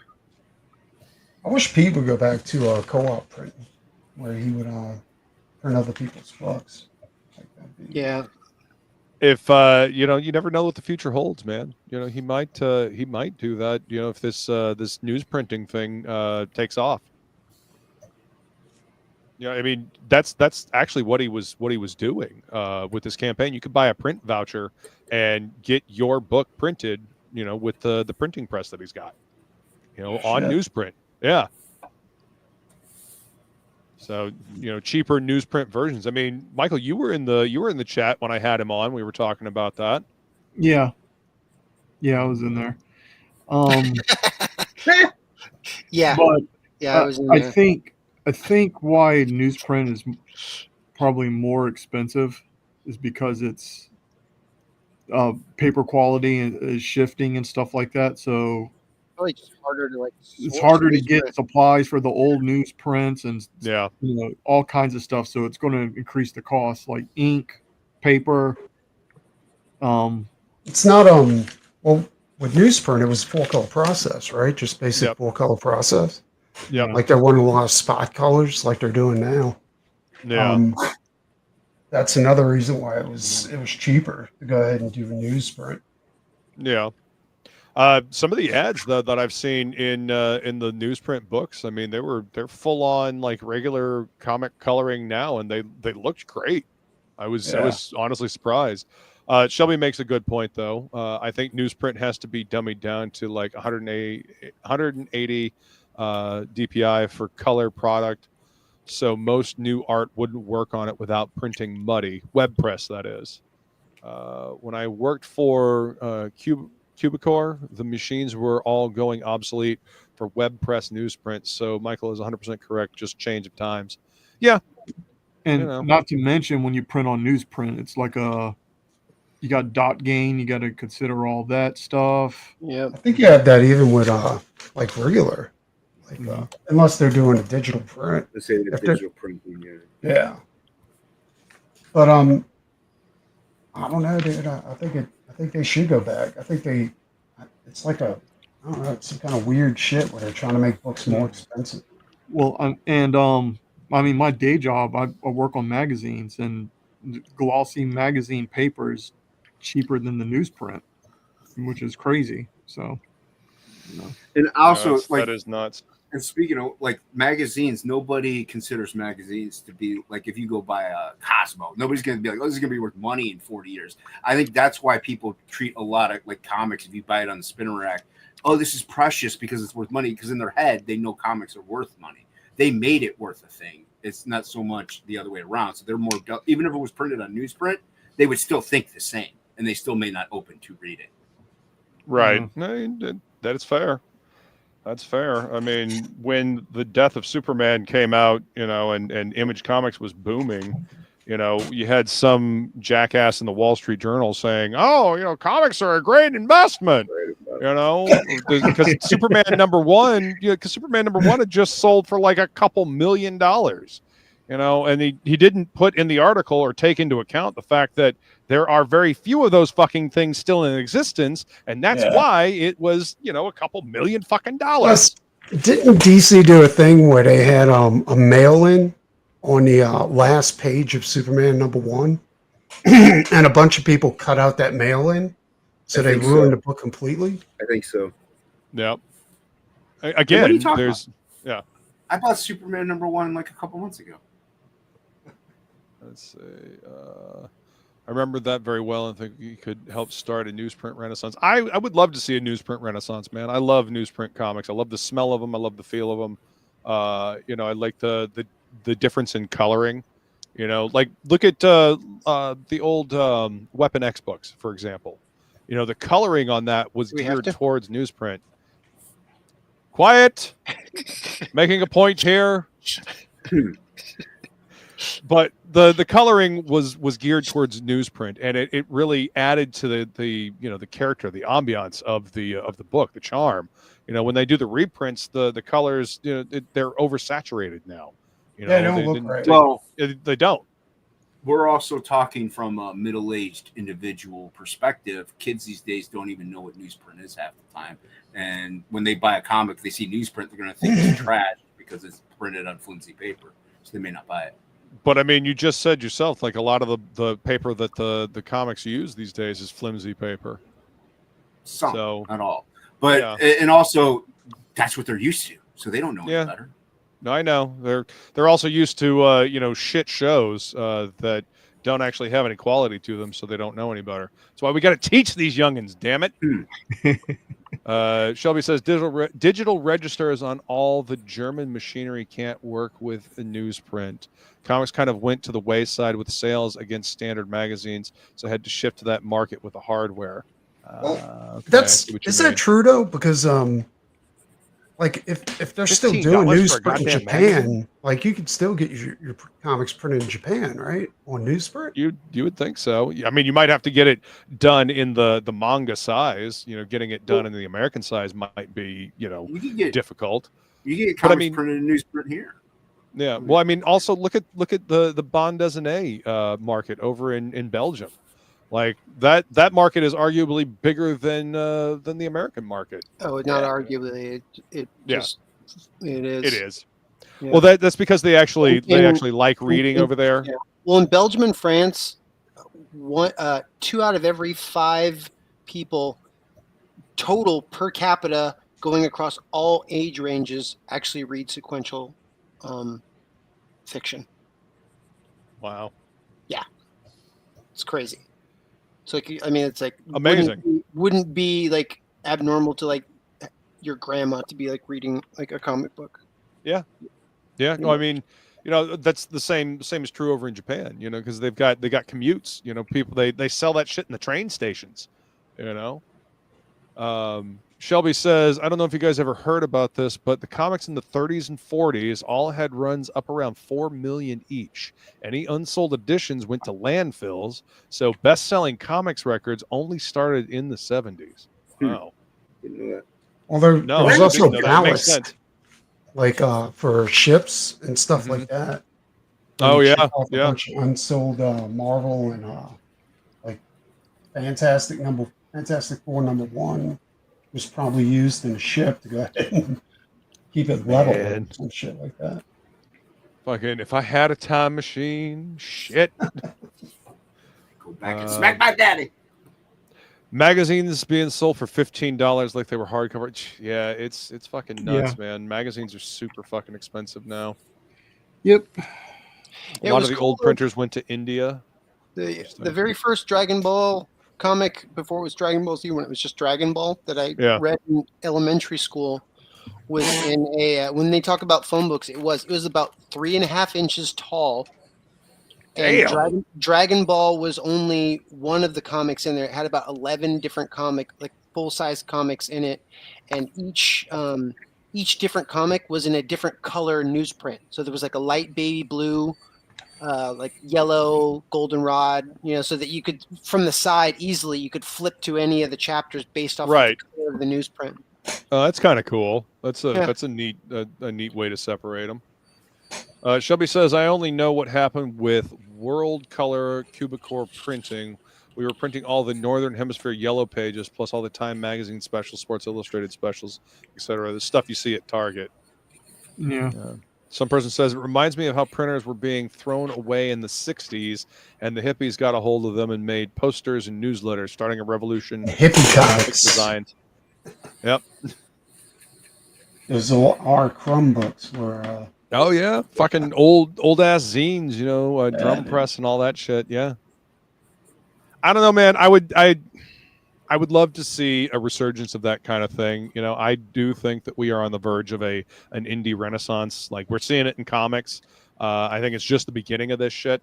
And I think we're going to see the same thing in, you know, animation, video games, you know, and even movies, you know.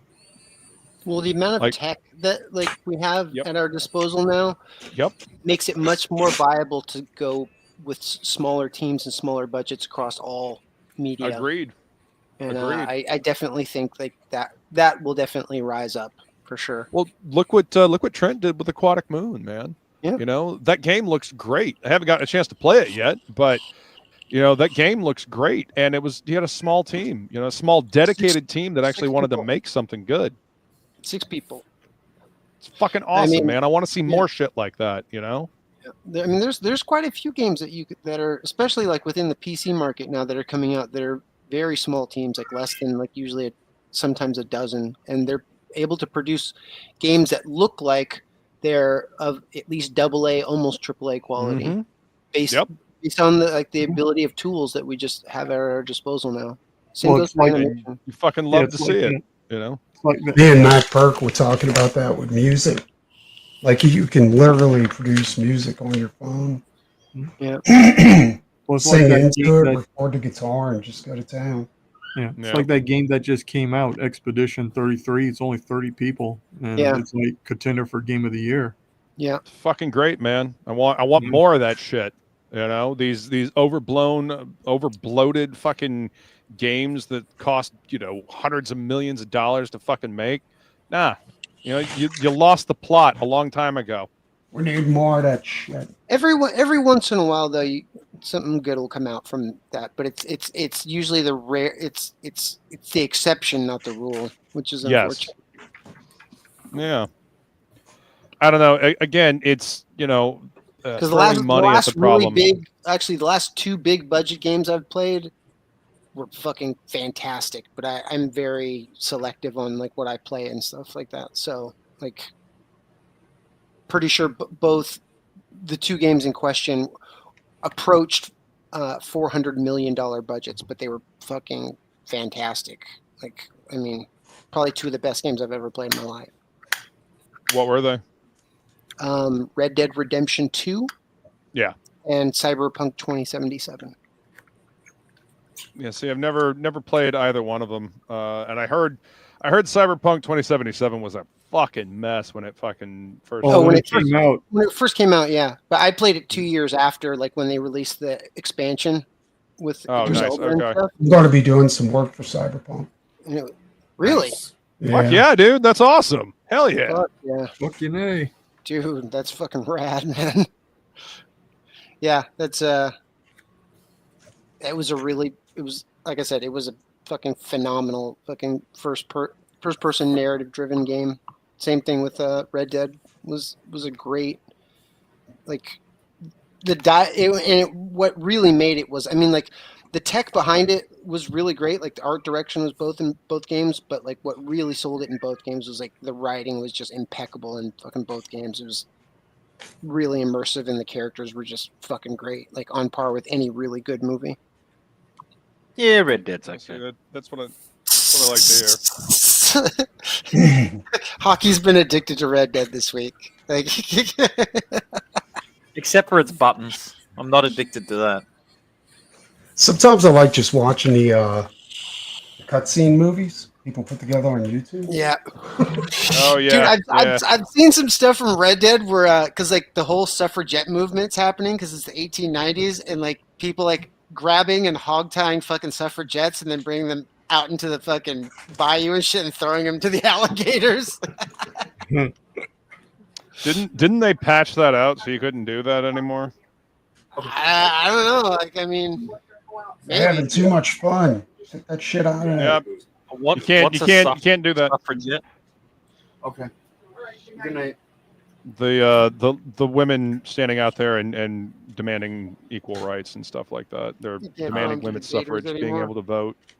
Yeah. Oh, man. That's a shame. Yeah, they patched it out now. Yeah, I heard about that. Yeah. I mean, it's a fucking video game. Come on. I mean, and it's very. I mean, both games are very sandboxy, and is what also like makes them so. It's like the dialogue and the flexibility of both games is what makes them both so immersive. Yeah, I was really surprised. Like, I think Red Dead was probably around 250 mil, but I know that with the expansion of Cyberpunk, they said it was 400 mil plus, and I was like, Jesus, yeah, it was cost more than a modern Marvel movie. I was like, well, it was. I mean, at least it was. They really, made their really money back on good. it, so yeah. It's really, really fucking good. Rick Saylor says Jeremy from Zaid Studios is making a killer game. It looks dope. Yeah, I mean, with beautiful artwork. It looks like too. Shining Force. Like it's like he's like making his own version of Shining Force for the Genesis. Yeah, it was Balatro was Indie Game of the Year. Yeah, it's not a poker game. It uses a standard deck of cards. It's actually like, imagine if you played Magic the Gathering, but then used like poker cards rather than like fantasy cards. Show me what is this? I know Hockey again played a shit ton of Balatro. That's my layman version of talking about Balatro. And that game Balatro was made by one dude. Yep. There's a YouTube channel I watch called Iron Pineapple, and he will do Steam dumpster diving, and he'll just find these random games, and a lot of them are made by like one or two people, and it's fucking great. You know, really neat games. PC game is great because of how cheap it really is. Like, I wait for sales and like games that are like, $70, $80. So I'll buy them for like $5, $6, and I can buy a couple at once and then go and play them like when I have time, like, usually years after they've been released. Yeah. Screaming Raymond says just don't go with Xbox, maybe with everything going on with them lately. I don't know that I'd want to do any kind of consoles anymore, like PC Master Race for the win. Yeah. Yeah. Arts and Crafts. I mean, Xbox for PC is great. Jesus. Let's see. They fixed Cyberpunk, runs well on Linux too. Yeah. Fucking Steam's OS, just making it purely for games, or what is the other one? It starts with a B. It's Batacera, set up as just a fucking gaming OS. Yeah, that's still a Linux branch. Oh yeah, it's a Linux. Yeah, Bazite. That's what it is. Yeah, Bazite. Thank you, Maromi. Yeah. And apparently, Jason, that's chocolate mousse that Shelby said. Yeah, and it's in Jonestown. Why is it in Jonestown? Get it out of my freaking DM. Yeah, one of my buddies and me, like we do cross-play games. Like I'll play on my desktop, and he plays from his Steam Deck. That's like he has connected to his TV. Dude, I think that's fucking great. It's open. It's the way PC gaming should be. It's the way fucking gaming Steam Deck should is a be. pretty amazing little device. Like I had a buddy come visit from Australia, and he had his Steam Deck, and within minutes we had it connected to the TV, and we were able to use an Xbox and a PlayStation controller to sync up to the Steam Deck, and we're like playing games right off of our PC library, like on the TV in the living room. It's fucking cool. That's fucking rad, dude. It wasn't hockey. You have another Australian? You're cheating on yes, hockey? I've yep. Do you hear this, Hockey? Hockey is appalled. Though I think Jason might be more appalled than Hockey at this point. Appalled. Appalled. Not be appalled. Appalled. Just a single Paul. Just one one. Paul. There's only one Paul, and that's what I am. Yeah. Jonestown Desserts is what that was, Jason. No, it's not. It's Jonestown gonna kick you out of the DM group because you don't shut up. It's like Pokemon go to the polls. Shelby says you're Rue, Paul. I should win the drag race. Can't win if you don't enter. How do you know I'm not? I don't. Exactly. I will say, just going back to the Alien franchise thing again. We moved on. Vasquez still holds up fucking to this day, dude. She's fucking smokes. She's a smoke show. What are you talking about? Oh yeah, Vasquez in Aliens. Yeah, dude. Total smoke show. Going way back to earlier in the conversation. Damn. Well, we've been kind of talking about aliens, like and Have we? franchises. And It kind of has been an overarching theme. Have we? Smoke show. Smoking. So if you're like things going with all that. in on, the Alien flicks and then Predator, like, are you going to go back and read all the comics too? Because there's a lot of comics out there. I mean, the last Alien comic that I read was really fucking good. Oh god, and I'm trying to remember the name of it. The art was just fucking excellent. It was Was it one of the recent ones, like the black and white and red or whatever? No, it was Dark Horse. yeah, it was Alien Deadlight by Dead Orbit. Dead Orbit. By yeah. James Stokes. Yeah, that was a fucking great series, man. Fuck and the yeah. art was just fucking yeah. It was so good. Shit, I want to go back and reread that now. It's been a while. I got that when it first came out. Yeah, James Stokey. Shit's expensive too, isn't it? Like Dead Orbit, the original books. It's crazy, like how much tech he draws in that, and it doesn't look like he like uses like any like perspective guides or anything. It just all feels so organic. Like he just kind of riffed on it, just noodled the shit out of it. Yep. He just saw the boxes and he just added detail to it. Yeah. Let me see if I can. That was really good. I mean, I guess what I'm saying is like, if it's in trade, I would probably be more apt to doing it rather than trying to collect single issues of fucking Alien or Predator books or anything like that. Yeah. I remember one book they put out, like the slime from the Alien was like a drug, and they would keep Alien. Yeah, was Hicks and Newt still alive in it? Like Newt was older? I think so, yeah. And like these addicts, it would eat through their face. Uh-huh. Like, they would just fucking kill her. So yeah, apparently the trade for Dead Orbit is like $45. Holy shit! Yeah, I tried to get it. I was like, It's out of because is it just out of print? It's not a perennial. I mean, you can get the books 1 through 4 for $65 on eBay. So I mean, if you're gonna go, you might as well fucking get that. Yeah, exactly. Shit, man, I didn't realize those books were worth that much. Like, because I picked those up while I was at the comic shop. Yeah, 2017. Holy shit! Oh, I always get mixed up through and between find James those. Stokey and Steve Scroshi. Oh yeah, Scroshi did the concept art for the Matrix. Yeah. He also did a badass run on Wolverine. Storyboards, yeah. Yep. What's up, Phil? How you doing, man? He's like Shreve Charay and Michael Turner. I always get those two guys mixed up. Hey, Luke, blow up my screen. Blow me up. Hold yeah, on. so Phil can see this. Yeah. Check it out, Phil. Yeah. That's fucking dope, dude. That gets you hard, doesn't it, Phil? Yeah. You like that? Yeah, you like that? Yeah. That shit. Go ahead, touch yourself a little bit. Yeah. See all that. Yeah, dude. Mm-hmm. There it is. There it is. Wow. Dope. This is K-pop. There you go. The people. Read it. Phil says that's dope, man. Yeah, sure is. Turned out good, dude. Oh, and he ain't even done with it yet. Yeah, not done yet. So. Yeah, it looks fucking good, dude.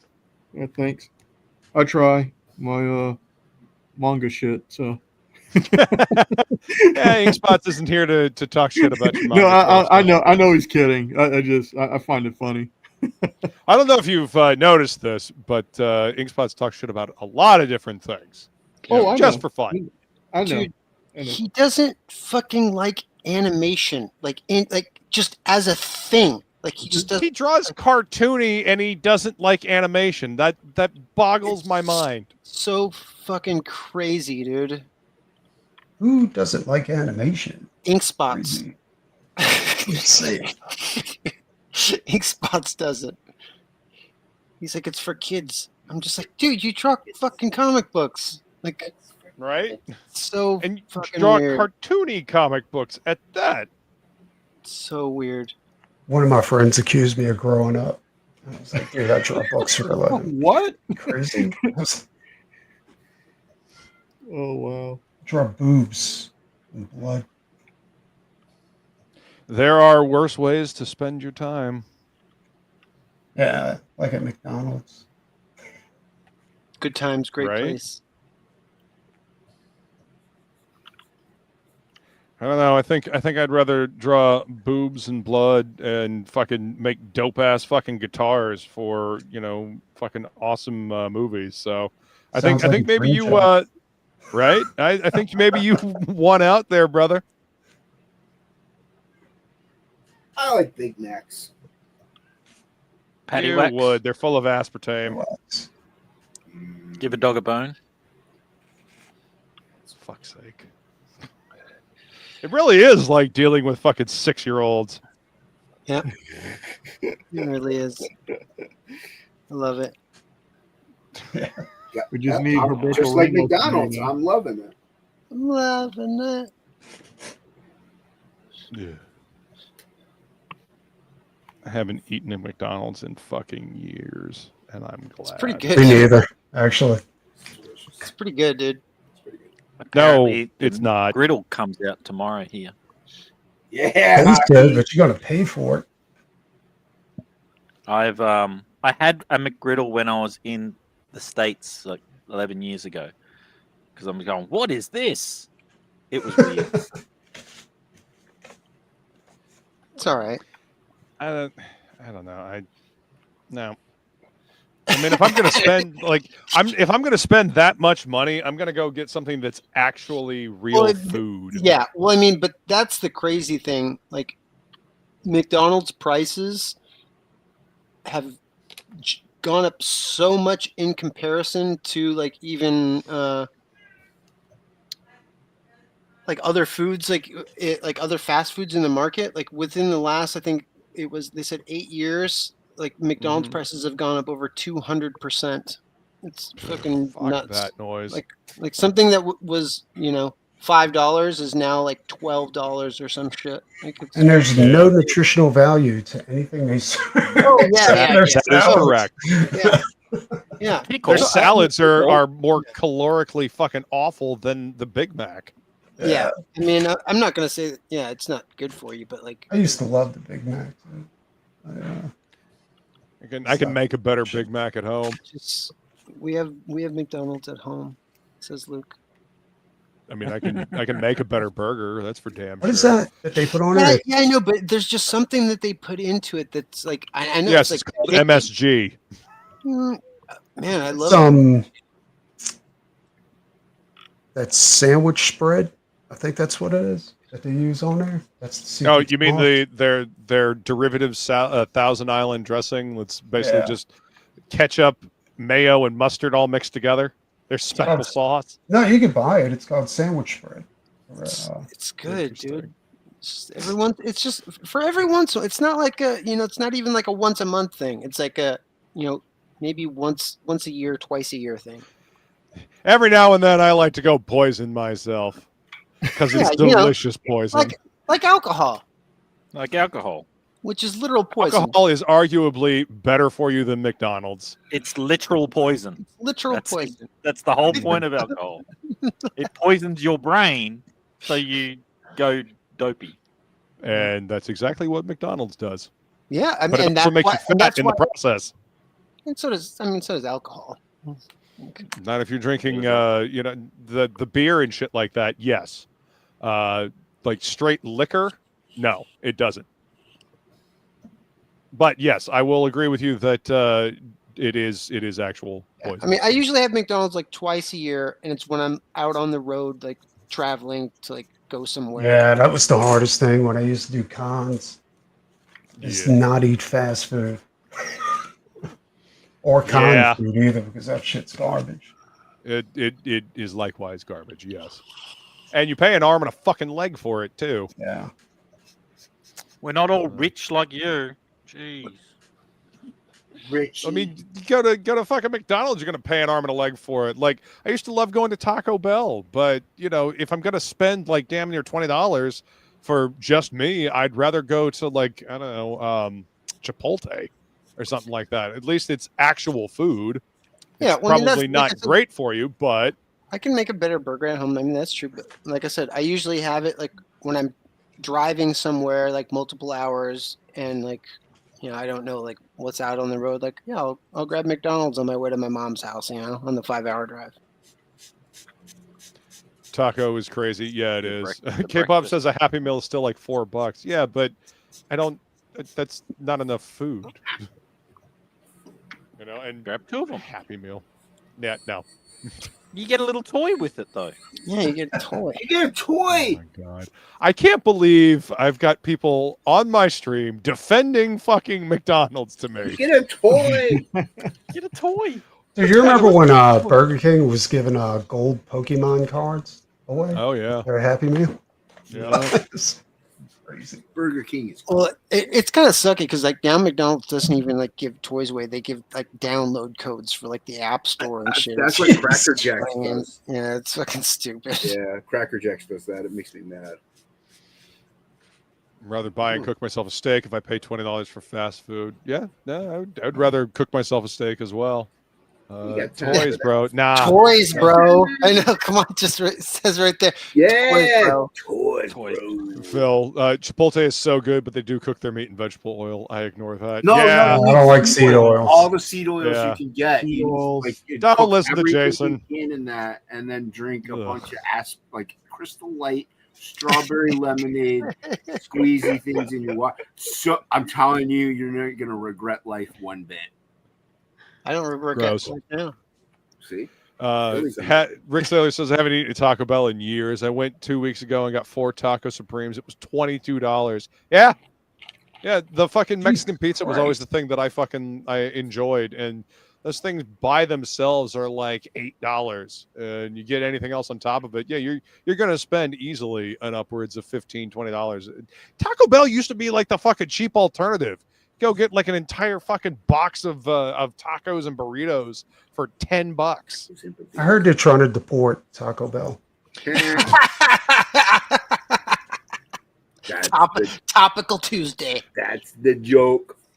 Yeah, it's probably because their prices are too damn high. Shit. Did you hear like in Mexico they're deporting U.S. people over there? Yeah, I love that, dude. It's like, that's kind of stupid. Like, get out of here, tourist. Take your tourist and your money and all that shit. Yeah, Whitey, get out of here, Cracker. I just like it's it for all the part of where people are just like they're like, yeah, that's good that those people are just like, okay, so you're for deportations, like then. As long as it happens to people I don't like.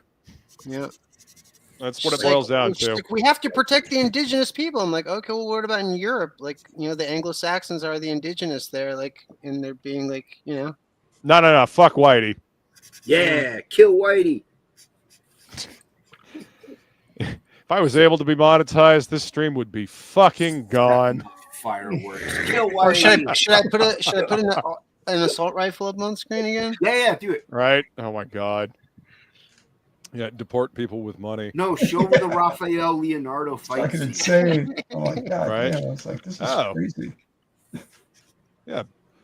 Speaking of which, let me go ahead and share that one more time since we got new people in here that may not have seen it. New people. Yep. So this was the Raphael that I did at Heroes Con on toned gray paper, 11x14. And right next to it is the color job that Andre Kromov did. Dre. So I got a piece colored by fucking Dre. So yeah. Forgot about Dre. I got to duck out. But coward. Always good to see you, Preston. I'm gonna show off what I was. Sometimes it's good. Yeah, man. Yeah, every now and then. Here's what I was it's good. It's good to fucking see you. Thanks for coming to hang out. But anyway, he said Ninja Turtle, so I had to bring this up. I'm super fucking stoked with the way this turned out. Yeah, it looks awesome, dude. Thank you. You're awesome. I mean, I didn't color it, but you know, still looks awesome. Oh wow! Oh, it's Frog That's Teeth. fucking dope. Holy shit, awesome. dude! Holy shit! Look at that. There you go. Yeah. Oh my And god! Why did you do this? Showing Now we gotta us stop all drawing. up. There Oh my you go. God. Now you I got gotta the stop mustache drawing. and the beard in, Thanks, so you dude. know it's Fucking gonna be awesome. scrapped. Fuck, dude, that is fucking Dude, that's awesome. fucking sick as fuck. That's dope, dude. You guys take Good to it see you, Preston. Uh, Thanks for coming to hang out, brother. I'm gonna have to DM you about that. Yeah. Yeah, looks fucking cool. yeah. Behold Jeez. the frog. Why? That's right. Why does he gotta outshine me? I don't get Damn, it. dude. Just come in and fucking outshine all of us, dude. Don't even worry about it. I know. Me. Oh, okay, because my it's character. all about you. Yeah, Well, that's my character. true. That is your character. Yeah.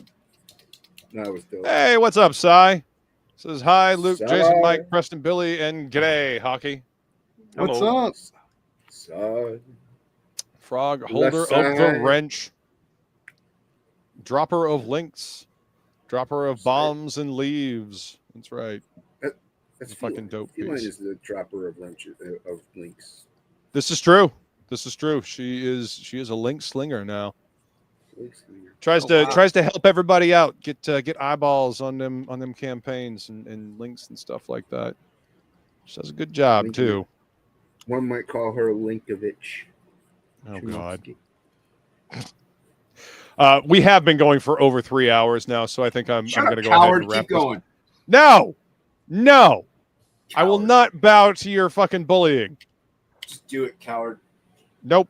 Keep So that we'll go around and show. If Billy, do you want to show what you're working on?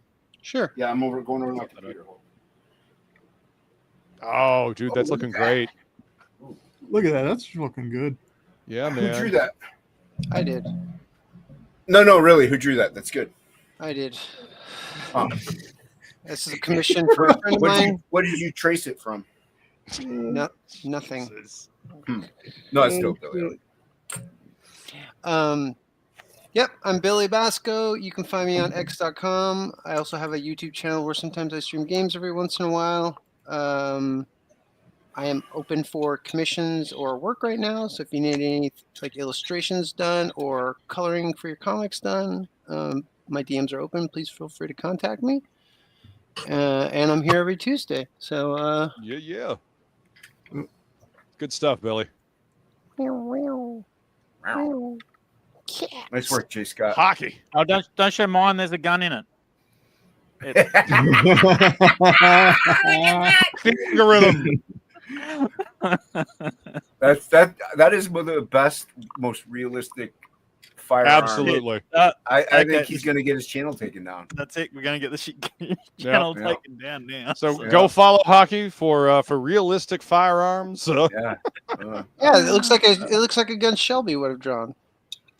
Totally. Now, if you were to ink it, it would look a little better. But there we go. Pew. That's a big finger. Pew. Pew pew. Yep. Nice job.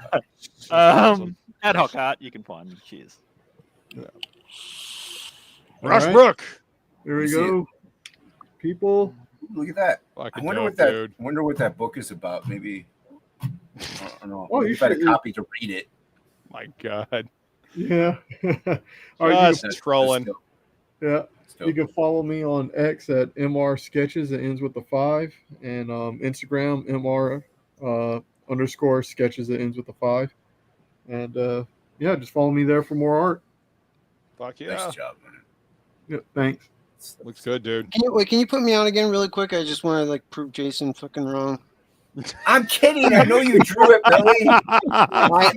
Fine art. I know you drew it, Billy. I'm just messing with you. Okay. You know Jason's got a troll. Jeez. I know My you esteemed traced- co-host. I know you traced J. Scott Campbell. So this is what I was working on. Dude. So you don't know what it's from. You don't need to know right now. It's fine. It's cool though. Follow me there. Back Frog G, now drawn by Preston Acevedo. Right? Because we want to sell books. So no, if you sign up for Frog G, Link is lettering an 8-page preview. So if you sign up for Frog G, you'll get that for free. So. Hell yeah, do it. You guys should. Let's see. I got the link right here. For where is it? There it is. The CERBERUS key. Go sign up. And this is what I worked on. Yeah, look at that. Thank you. I'm you pretty need happy with the way it's turning out. What you need though is a realistic gun in it. Hit Hockey up. I will. He'll give you the tutorial. I'll show you how to do it. Yeah, absolutely. But you can find me at DeathMetalHero, Twitter, Instagram, YouTube, all that fun stuff. Even have my own website, DeathMetalHero.com. You can get all kinds of merch and all kinds of cool shit like that. And you'll be able to get my very first sketchbook, Character Chaos Volume 1, Mainstream Madness. 20 pages of artwork celebrating the last 5 years of doing this crazy shit. Even comes with a fucking sticker. So go ahead and hit that link. And next week, it'll be on Jason's channel. And, of course, come join me on my Better Half's channel, Flying Feline Productions, for the Happy Hour Hangout. And, you know, if you're looking for Comic Stand or Dice Tower, she's got you covered. She's making all kinds of amazing stuff. Let's see. Show off the blue one. Again, these can be customized, right? I like it in color. Isn't that cool? Yeah. She's got purple, she's got green, she's got like a gray, she's got a dark walnut. So I mean, all kinds of different colors. If you guys are looking for a comic stand, she can customize the hell out of them for you. Luke, do you have any of that crimson red? I don't. She just got the crimson red. She's going to be making some and doing pictures. Okay, so. I'm going to need one in pure red. All right. I'll get with Feline. Yeah, message her about it. She'll get you squared away, man. All right. But yeah, so yeah, join us over there next week. Appreciate you guys hanging out, and we appreciate you. Aw, Billy appreciates you. Yep. All right, everybody. Later. Had a great fucking job. Thank you very much. Get fucked up. Have a good time. Cheers. We're the all singing, all dancing craft of the world. It's like festival. Like we go yeah, come to the Mercenary Hope Hospital, friend. City Hope. I hate you all. He wasn't here.